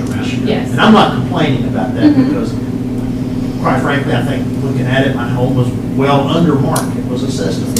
I know many other people who got reassessed, and they were well under market in our quadrant. But that was also a function of probably properties going many years without being reassessed maybe as high as they could have been or should have been. There were definitely some cases. With market conditions being what they are. This is last 5 to 7 years, the real estate market has been very, healthy. Correct. So, in other words, basically all the taxing authorities had to deal with assessments that were maybe a little lower in some of the quadrants than they should have been in years past. Correct. And you've been basically having, to your credit, you've been trying to play catch up. Correct. For the last 3+ years now.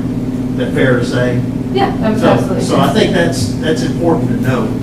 And also, I would say, point out, And I appreciate the taxing districts lowering their rates. I think all two have, or maybe all the library and. The library will set theirs next week. Health. The health department lowered And for the first time in many years. for the public should know, those taxing authorities were collecting more than they needed to operate, in some cases for years, because I think all three of them have considerable reserves, well above what the legislature requires them to maintain. I'm pretty sure library and health. That's my understanding, correct? So, I appreciate what they're doing, but, again, with our obligations and liabilities, we don't have a multi-million-dollar reserve sitting around. We just don't, unless we borrow. Yeah. So, but I appreciate your information. Thank you. What you're doing. Any further discussion on that? Judge, I was in the last meeting, do you support that recommendation, or is that your recommendation to keep the rate the same? Yes. I want to clarify, you're keeping the dates. Mhm. Okay, 10.9, 10.5. Right. Okay.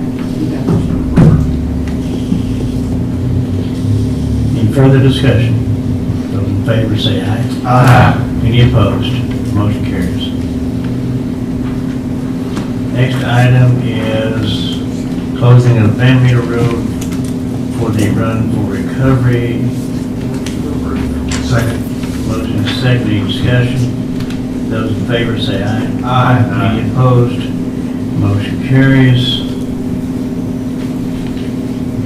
Item C is appointing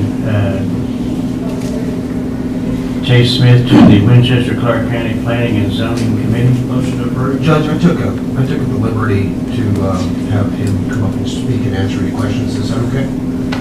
I've got a motion on the Wait, floor. let's second it. You want to do the second? I'll second it for discussion. Okay, we have a motion and a second. We're open for discussion. I have a question, and it applies really to both of these appointments. These terms are for 4 years, but neither one of these orders have a 4-year term. They should be. And then my math is really bad then. Their fiscal years. And I had one question, and Robert, you probably know the answer. One of these, is one of these a joint city and county? I didn't, Because don't we have three and they have three? no, I think it's 4 and 4. There's no, the only joint one I think is on the, I can't remember, there's only one joint appointment to one of these boards. It's not, but I don't think there's a joint one. there's not, because I looked at that for these 4-year terms, but it's 4, 3, Yeah, the date's wrong on this one. that's what I was thinking, which one? The Bear and Pale Free Chase Smith. What we were trying to do, and I had this discussion with Mr. Smith, that we're trying to not have, because for whatever reasons, that they need to be staggered appointments. well, if they're not staggered, then somebody messed up along the way, because when they initially set up, there was like 2 every year, I think. But if they're not staggered, then at some point in time, somebody was given the wrong term. So what we're trying to do now is to, normally, Mr. Smith's term would be 4 years, like everybody else. But he was okay with us doing it for 3 years, trying to keep these dates staggered, so that we don't have 2 or 3 1 year. Just trying to make it. Because didn't Miss Henry and Miss Mayberry, didn't they fill an unexpired term? It'd be real simple if we had a matrix, which we haven't had one since, I don't know, for the last 5 or 6 years, 7 years maybe. Mr. Mayor's here, he can speak to that about unexpired terms, correct? They are staggered and, thank you, Judge. The terms are staggered, and I do have a record of those. I don't have it with me today, but that's typically how it works, is when commissioners resign, someone's appointed to fill their unexpired term. I'm happy to provide that information. And I believe that Mr. Mayberry and Ms. Henry, these are their first full term? No. No, they'd be unexpired terms. I can get you that information. I mean, they were brought in to fill expired term, expired terms, right? They were brought in to fill resignations. Okay. So this would be the first terms that they. First full Voted terms. So the one that's before the court that we're voting on, it said empty for 13, 14 months? Yes, the gentleman, when I contacted him, he did not, I forget his name, but he did not want to continue on. So I reached out to planning and zoning for any recommendations on someone to fill that position, and that's where Mr. Smith's name came from. So I contacted him, he came in for an interview, and he's actually here today, I guess, if you want the next question. And I think the biggest complaint of the fiscal court at times is we just don't ever get a phone number, can't contact them, we can't ask questions, and that's why I took the liberty of asking him to come today, so anybody could ask any questions that they would have had that haven't contacted him already after I sent phone numbers out. And just to clarify, this vacancy, I believe, is for Aaron Pelfrey, is that correct? He hasn't been present, he was a commissioner this month. Well, it says 6/30/2024 on the order, which would be creating the issue if we waited 14 months to make an appointment. But I thought he was showing up. Well, it says or until it's a reappointment. Ah, okay. If you read, and they all say that. In order to reappointment, but even if you waited that long. I know. It would still go back, revert. Exactly. To what that term is. Exactly. So I have no problem with either of the three of these people. I've spoken to Mr. Smith, we've already voted Thank you on for the Ms. Henry, information. we've already voted on Mayberry. Yeah. But I think the appropriate thing to do is to get with the planning and zoning and find out what these exact terms are and set them appropriately. Well, I mean, we should have the records of our orders. Well, we I know the should. city but We should, we but should. they definitely got the records. For Well, planning and zoning. I don't know that we even send them a copy of our orders, so they may not have. I mean, when I was over there, we never got a copy of any order. The guy just showed up and said, I've been appointed. I mean, so what do you do? I mean, one time, many years ago, the mayor showed up and said, I appointed myself. You know, our attorney questioned that, but I mean, we never did get an order. We should have files, but, you know, if we don't send an order, and I dare say we don't send it to the East Clark County Water District when someone's appointed, we don't send anything to the Heritage Commission when they're appointed, that ought to be a matter of just pure record keeping, that we do it, we send a copy to the individual, we send a copy to the board, we put a copy to the clerk, that way there's no question. But we can't even get a copy of who's on what board now because nobody knows. The last one I got was when Henry Brown was judge. So getting back to discussion, does anybody have any questions or comments or concerns that they would like to ask Mr. Smith? I've spoken with him on the phone for a good while. I don't have any more questions. Well, like you, we've been asking for information in these packets for 3 years and still didn't get it. And I was able to get his phone number. I tried to call him last night and didn't get him, but I met him this morning. And so I got to talk to him and ask him some of my questions. I mean, you got everything answered that you felt comfortable with, everybody else contacted? Okay. Just want to make sure that you.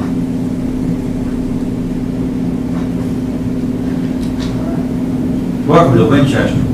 Thank you. He's been here a while. 3 years. 3 years. That's a while. Still peeing on paper. Any further discussion on appointing Mr. Smith to the Winchester Planning and Zoning? Are we gonna address this question on these terms? We're going to vote for this resolution. I think we need to till we get it all straightened out, and then we go back and change the order. I think we need to comply with the ordinance, which says 4 years. If we go back and find these terms are messed up, we go back and correct these orders. That would be my preference. Of course, that's just me. Thank you. Do we go ahead and, I mean, because we got an open seat there, we need to fill. Yeah, exactly. Go ahead and vote on it, and then come back and amend the orders? If we find out it needs to be different, we come back and amend that order. That'd be my preference. Is that appropriate for us to do, County Attorney? Sounds to me like what you're doing is appointing an unexpired term, so we went past the expiration of the term, even if you don't. Well, this is less than the term. Yeah, So that's my point. Yeah. You appoint to fill the remainder of the term, whatever it is. And then you pay that day later. It's almost certain, I haven't looked, you guys know this on Monday, that the planning commission and Avon statute say that they're to be appointed in this manner and that they're staggered. It's a Georgia City County ordinance, it says that. That kind of thing, and so you don't want to violate that rule by Exactly. over-appointing. Yeah, so we can go back and make it longer if we need to. Thank you. Let's vote. Those in favor say aye. Aye. Any opposed? Motion carries. Item D is a reappointment of Melanie Henry to the Clark County Planning and Zoning. So moved.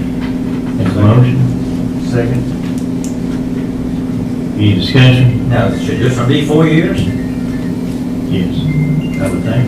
They're only dated for 3. It's only dated for 3. I mean, that's, so this needs to be 29. We know that for a fact if she's, Well, she's going to complete 25, complete 26, complete 27, complete 28, so then it'll be 29. June 29.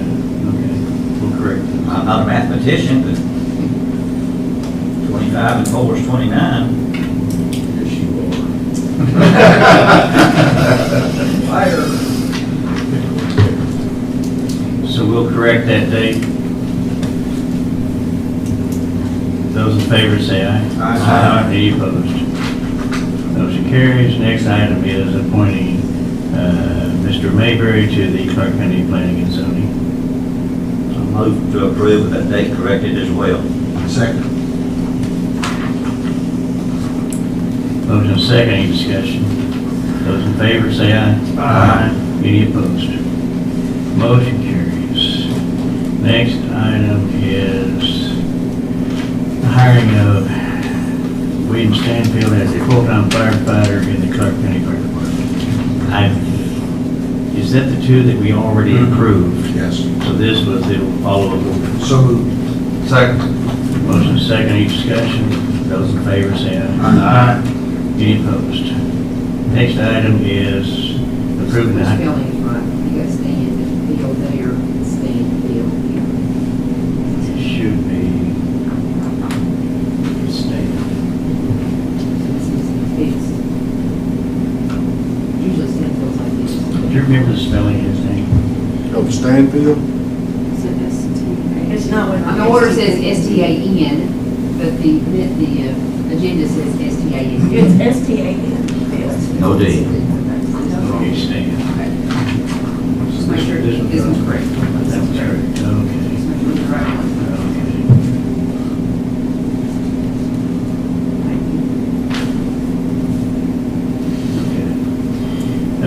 Then also, the last one is approving the hiring of Jackson Rover as a full-time firefighter.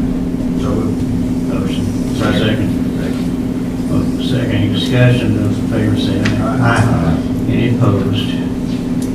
Next item is information only. The IDA's Monday morning memo, Winchester Clark County Transit monthly report, the Winchester Clark County Parks and Rec meeting agenda and minutes, and the EMAC set meeting agenda. The next item is magister comments. Mr. Lynn?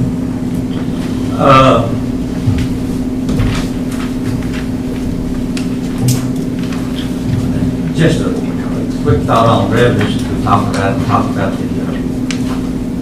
water meter billing.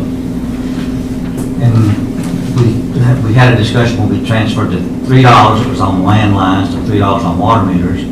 Just a thought, and I know that Massachusetts gone through a whole big ruckus over their new fee. It seems to me, and I know that at my house, I think we've called 911 over the last 52 years. But I know if you see buggies going out, you know, that they make continuous runs to the same places, you know, maybe a nursing home or assisted living facility. Seemingly like there ought to be a better way of making it more equitable for those who use the service more than a single family home. And maybe at some point in time, we need to look at maybe adjusting that fee to leaving the $3 for a residence and agriculture and moving it more for commercial and industrial and other uses to change that fee to where they pay more of what they're actually using, to make it more equitable for the residential homeowners and so that those who use it more pay more.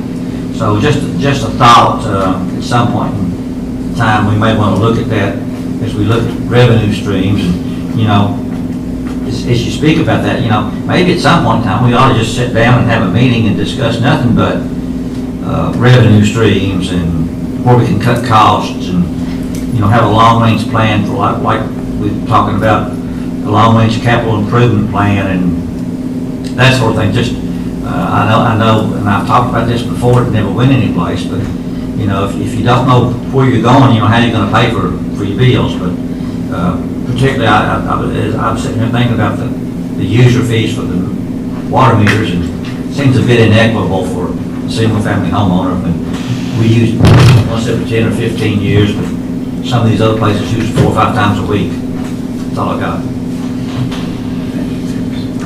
Just other than just reiterate what we've already talked about, I don't want to belabor it too much, but, if maybe by our next meeting, you and the department heads can pull together a more comprehensive list of those capital projects that we're going to be talking to Compass and probably Keiko about, which we mentioned that before, and I think we're all in agreement. We need to do that in an organized fashion, and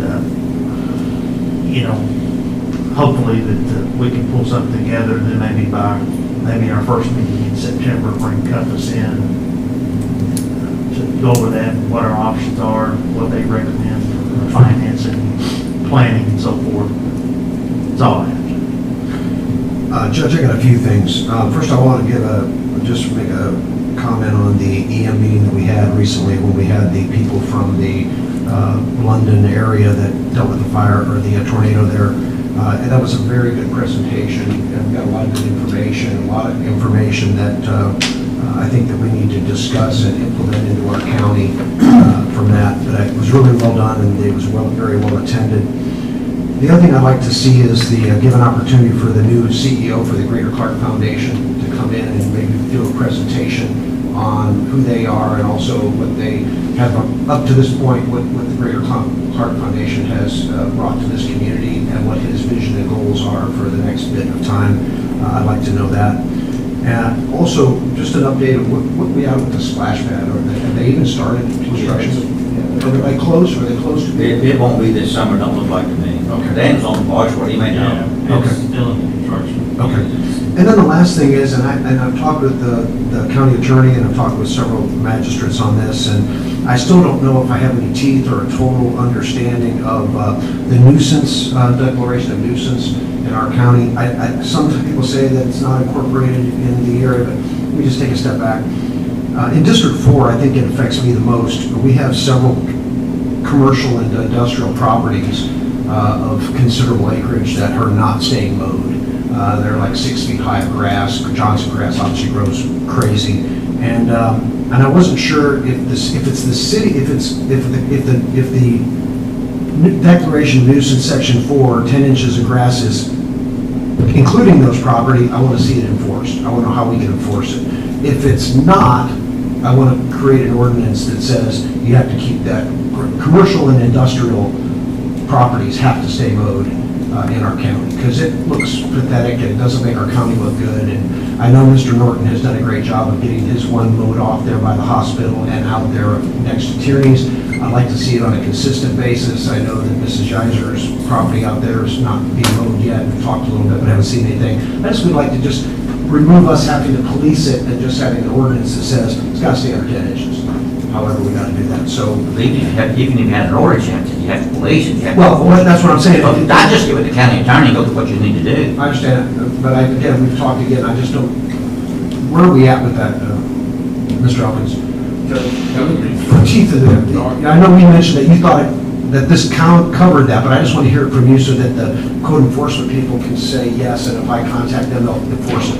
That was a non-specific question and a non-specific answer. I understand. No addresses given. I got you. You have to have an enforcement officer.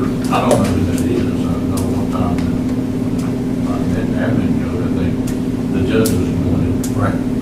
So, that would be within his area of responsibility. I suggest you see him about it. Understand. Let him make first determination. Understand. My job is to determine the prosecution of the matter after a complaint is formally been made to this report. I understand. I just was really wanting to know, is those properties included in the 10-inch code, or is it not included in the 10-inch code? That's all. When you say those properties without an address, it'd be tough. I got you, okay. If I can Be get you, glad to try to answer that question. if I can get you the addresses, you will help. I will. Email it to you. Jamie, could you give me the property? Absolutely. Thank you.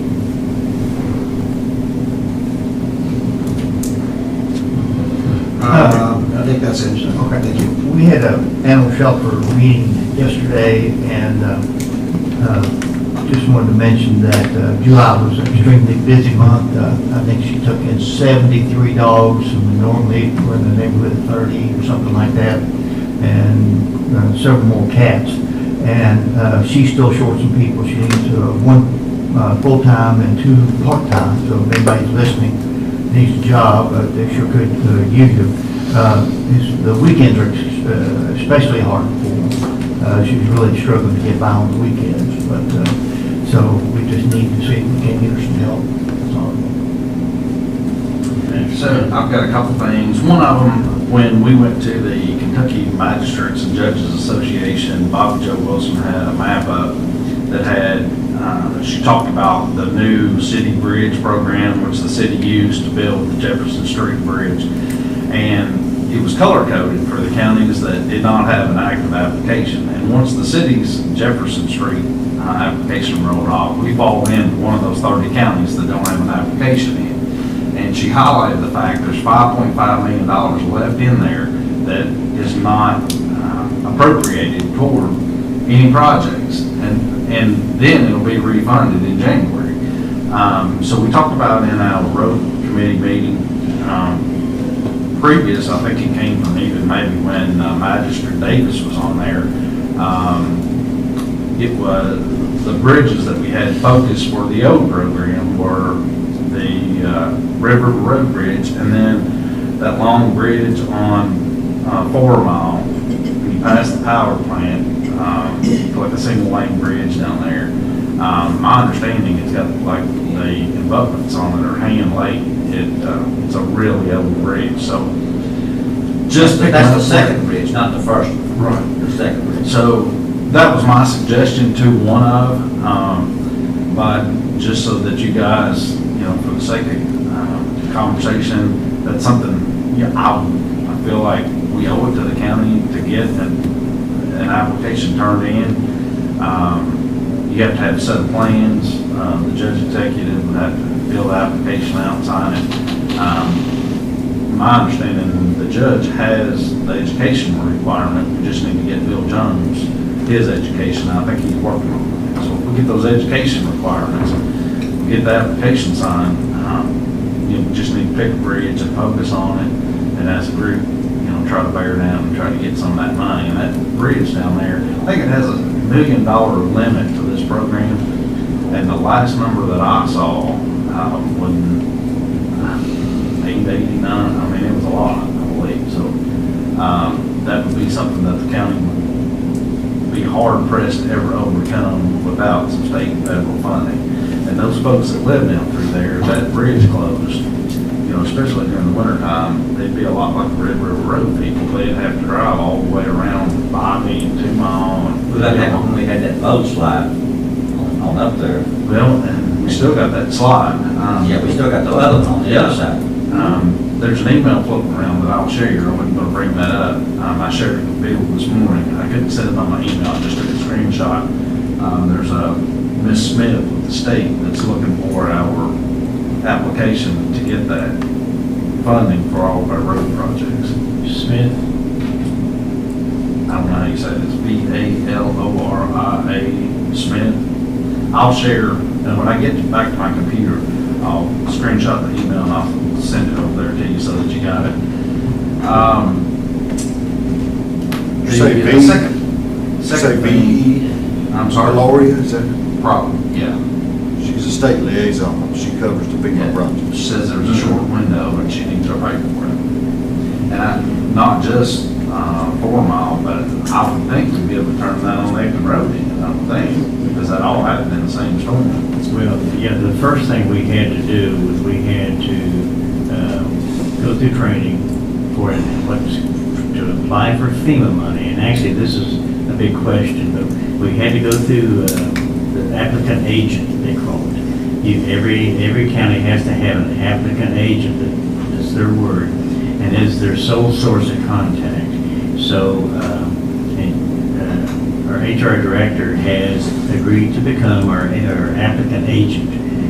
She's gone through the training. So it's just a matter now that we've got to, and I think by the end of this month, we've got to sign on to that and start the whole FEMA thing. My concern is, and this is a question that I wanted to have an answer already, but I'm not 100% sure, based on the cost of the projects, I want to contact Municipal Road Aid, because that's what we used on Acton Road. Now, I don't know if we're better to go down that route or go down the FEMA route, because if we go down the FEMA route, it could be a long time to get reimbursed. So that's a question, and I just don't have the answer. Well, Ms. Janet, I'll send that email to you too. The folks at TRAP are wanting to have their fall festival, and every year I've been on the court, we've shut the road down. Can you put that on for the next meeting? I just got that a day or two ago. Okay.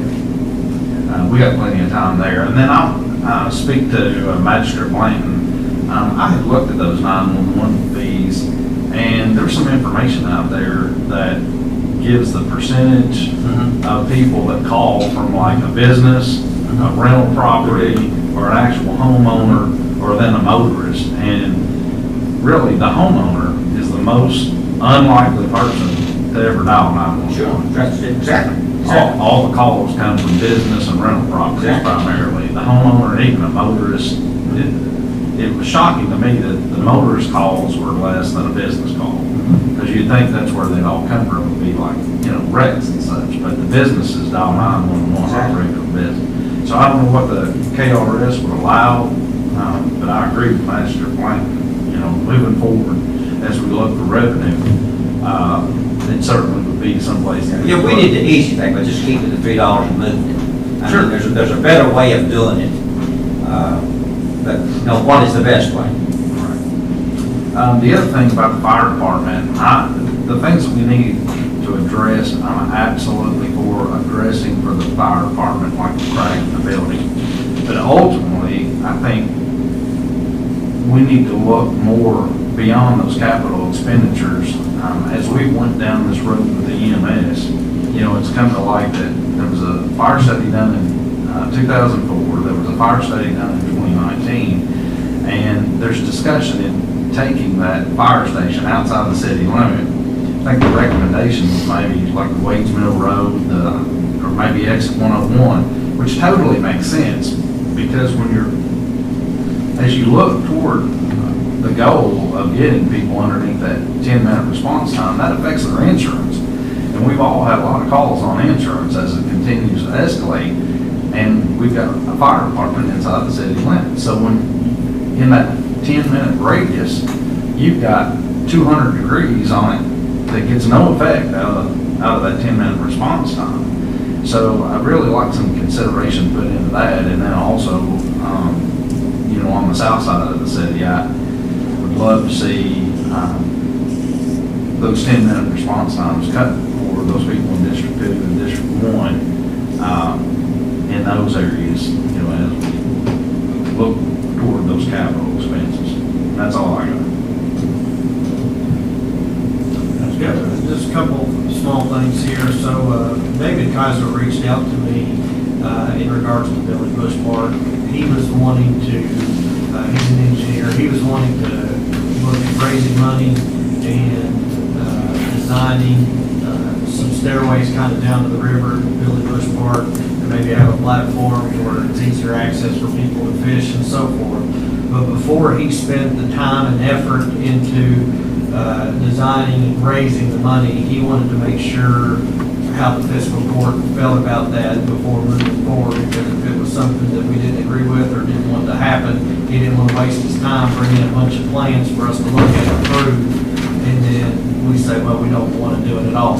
So the question at hand is do you like the idea of him looking at raising the money? I told him we didn't have the money to be able to do that, but he would look at raising the money, but then also designing stairs down there, Billy Bush and concrete where they wouldn't wash away, and design them, and to have a pad for fishing. What he would like to do is, do we like that concept and would we support that concept?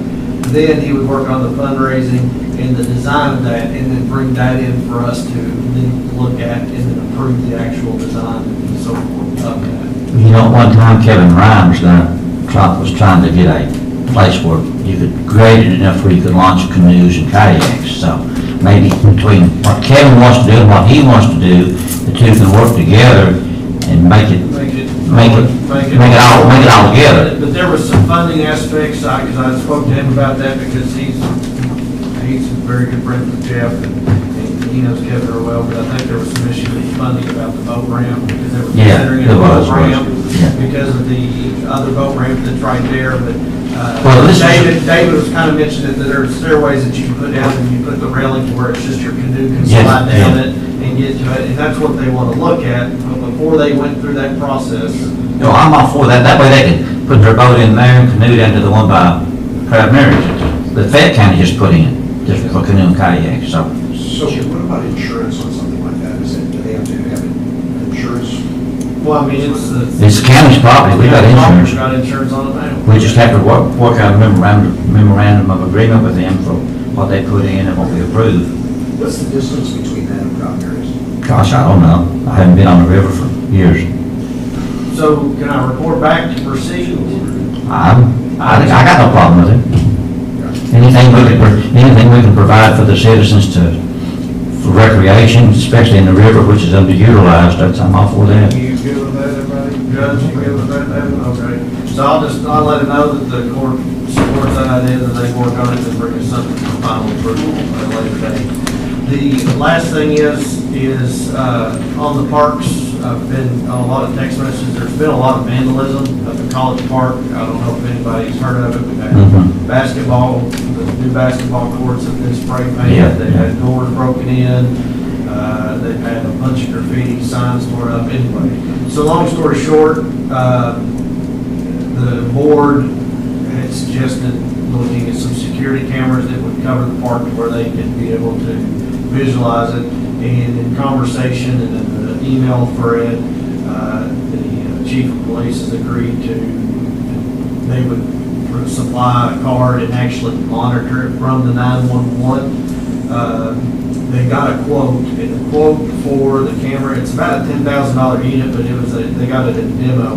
So the total cost is $4,397.94. So the question at hand is, do we want to partner up with the city and pay a portion of that to be able to put on the property to keep track of, try to catch the perpetrators doing all this, and also just keep a secret of mine.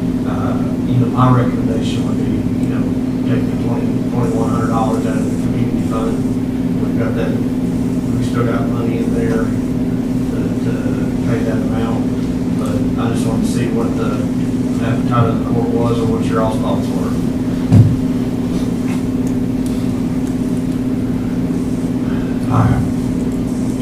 Probably cheaper in the long run than having to repair and fix things over there. Did they prosecute anybody yet?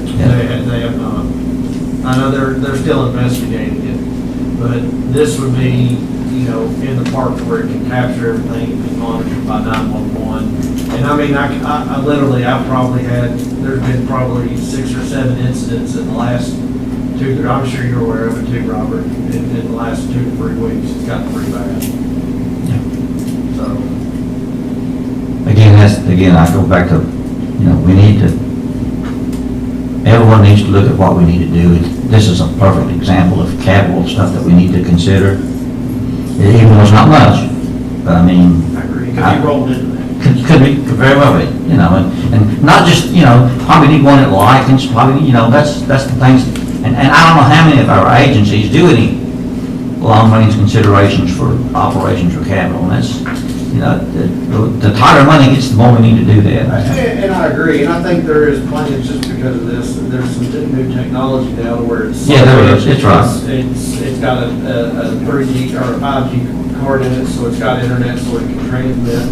But, you know, the question is, is this hard to kind of capital, because there's not been any issues, but it's Sure. really turned into something now, and so, you know, the question is, do we want to, you know, do the 2,000 now, or do we want to try to roll it into this? No, just go ahead and do something, even though it probably is a legitimate expenditure for community fund, but, you know, we keep going back to the community fund as if it was our own personal checkbook, which it's not, so I'm really hopeful we can pay that back, so we can, in September, we can award these grants that we normally do, but it's looking less and less like that's gonna happen.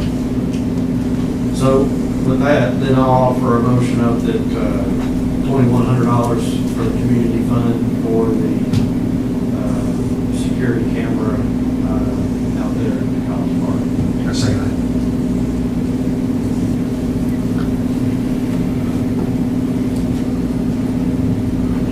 Motion and a second. You either second. Is there any further discussion? Just another comment that, you know, after we took the 100,000 out and we paid about 5,000 a month that we've dedicated for the Transit Authority and an auditorium, by the end of the year, that's gonna be a big zero. So then what are we gonna do? So, We're going to replenish that. well, if we don't pay it back, it won't.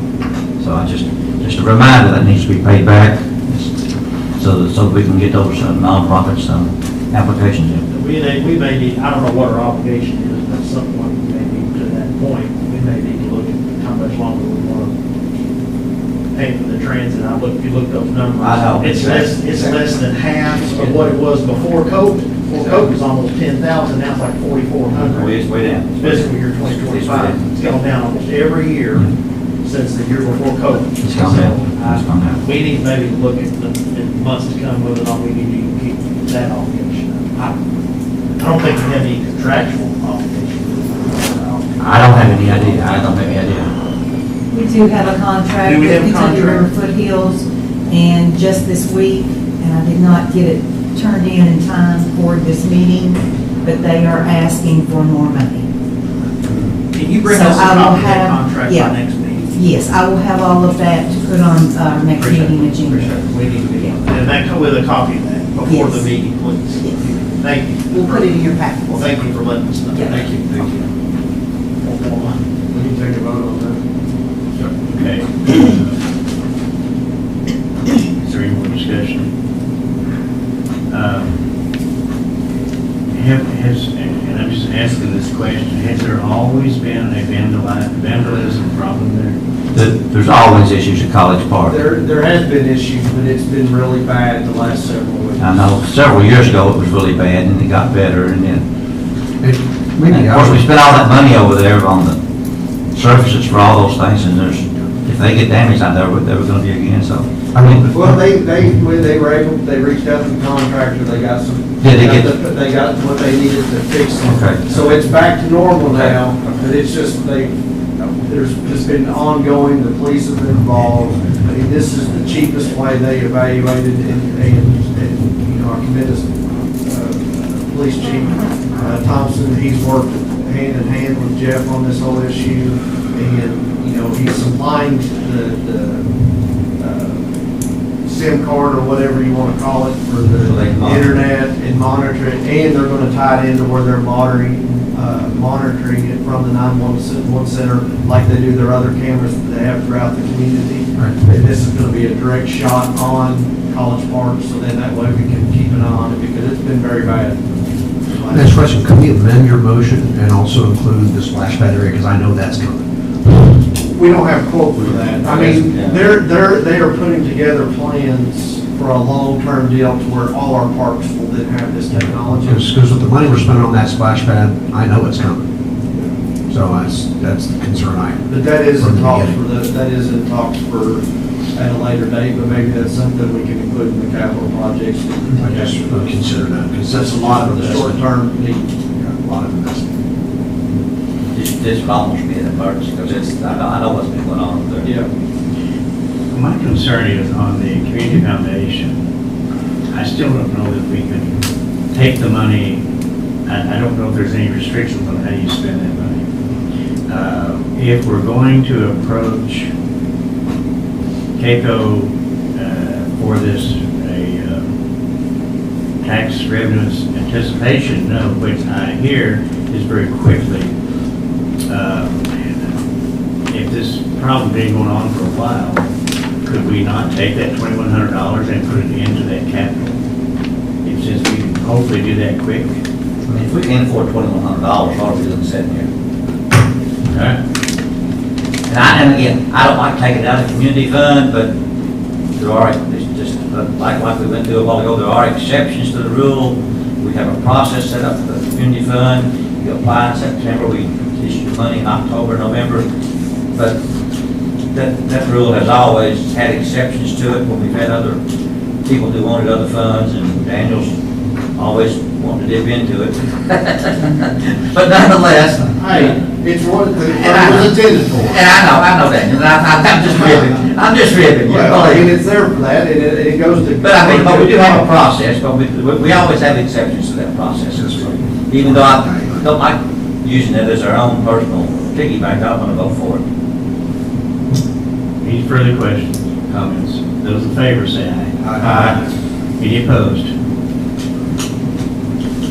Motion carries. Camera or camera? One or more? One camera or? I can't read all this verbiage, just say camera. Camera, okay. That's what I put down. I've got the invoice for it. Finished. I'm not gonna do any more dipping in there. Next regular meeting will be Thursday, August the 28th, 5:30 in this room. Next item on the agenda is adjournment. So moved. Second. Please vote.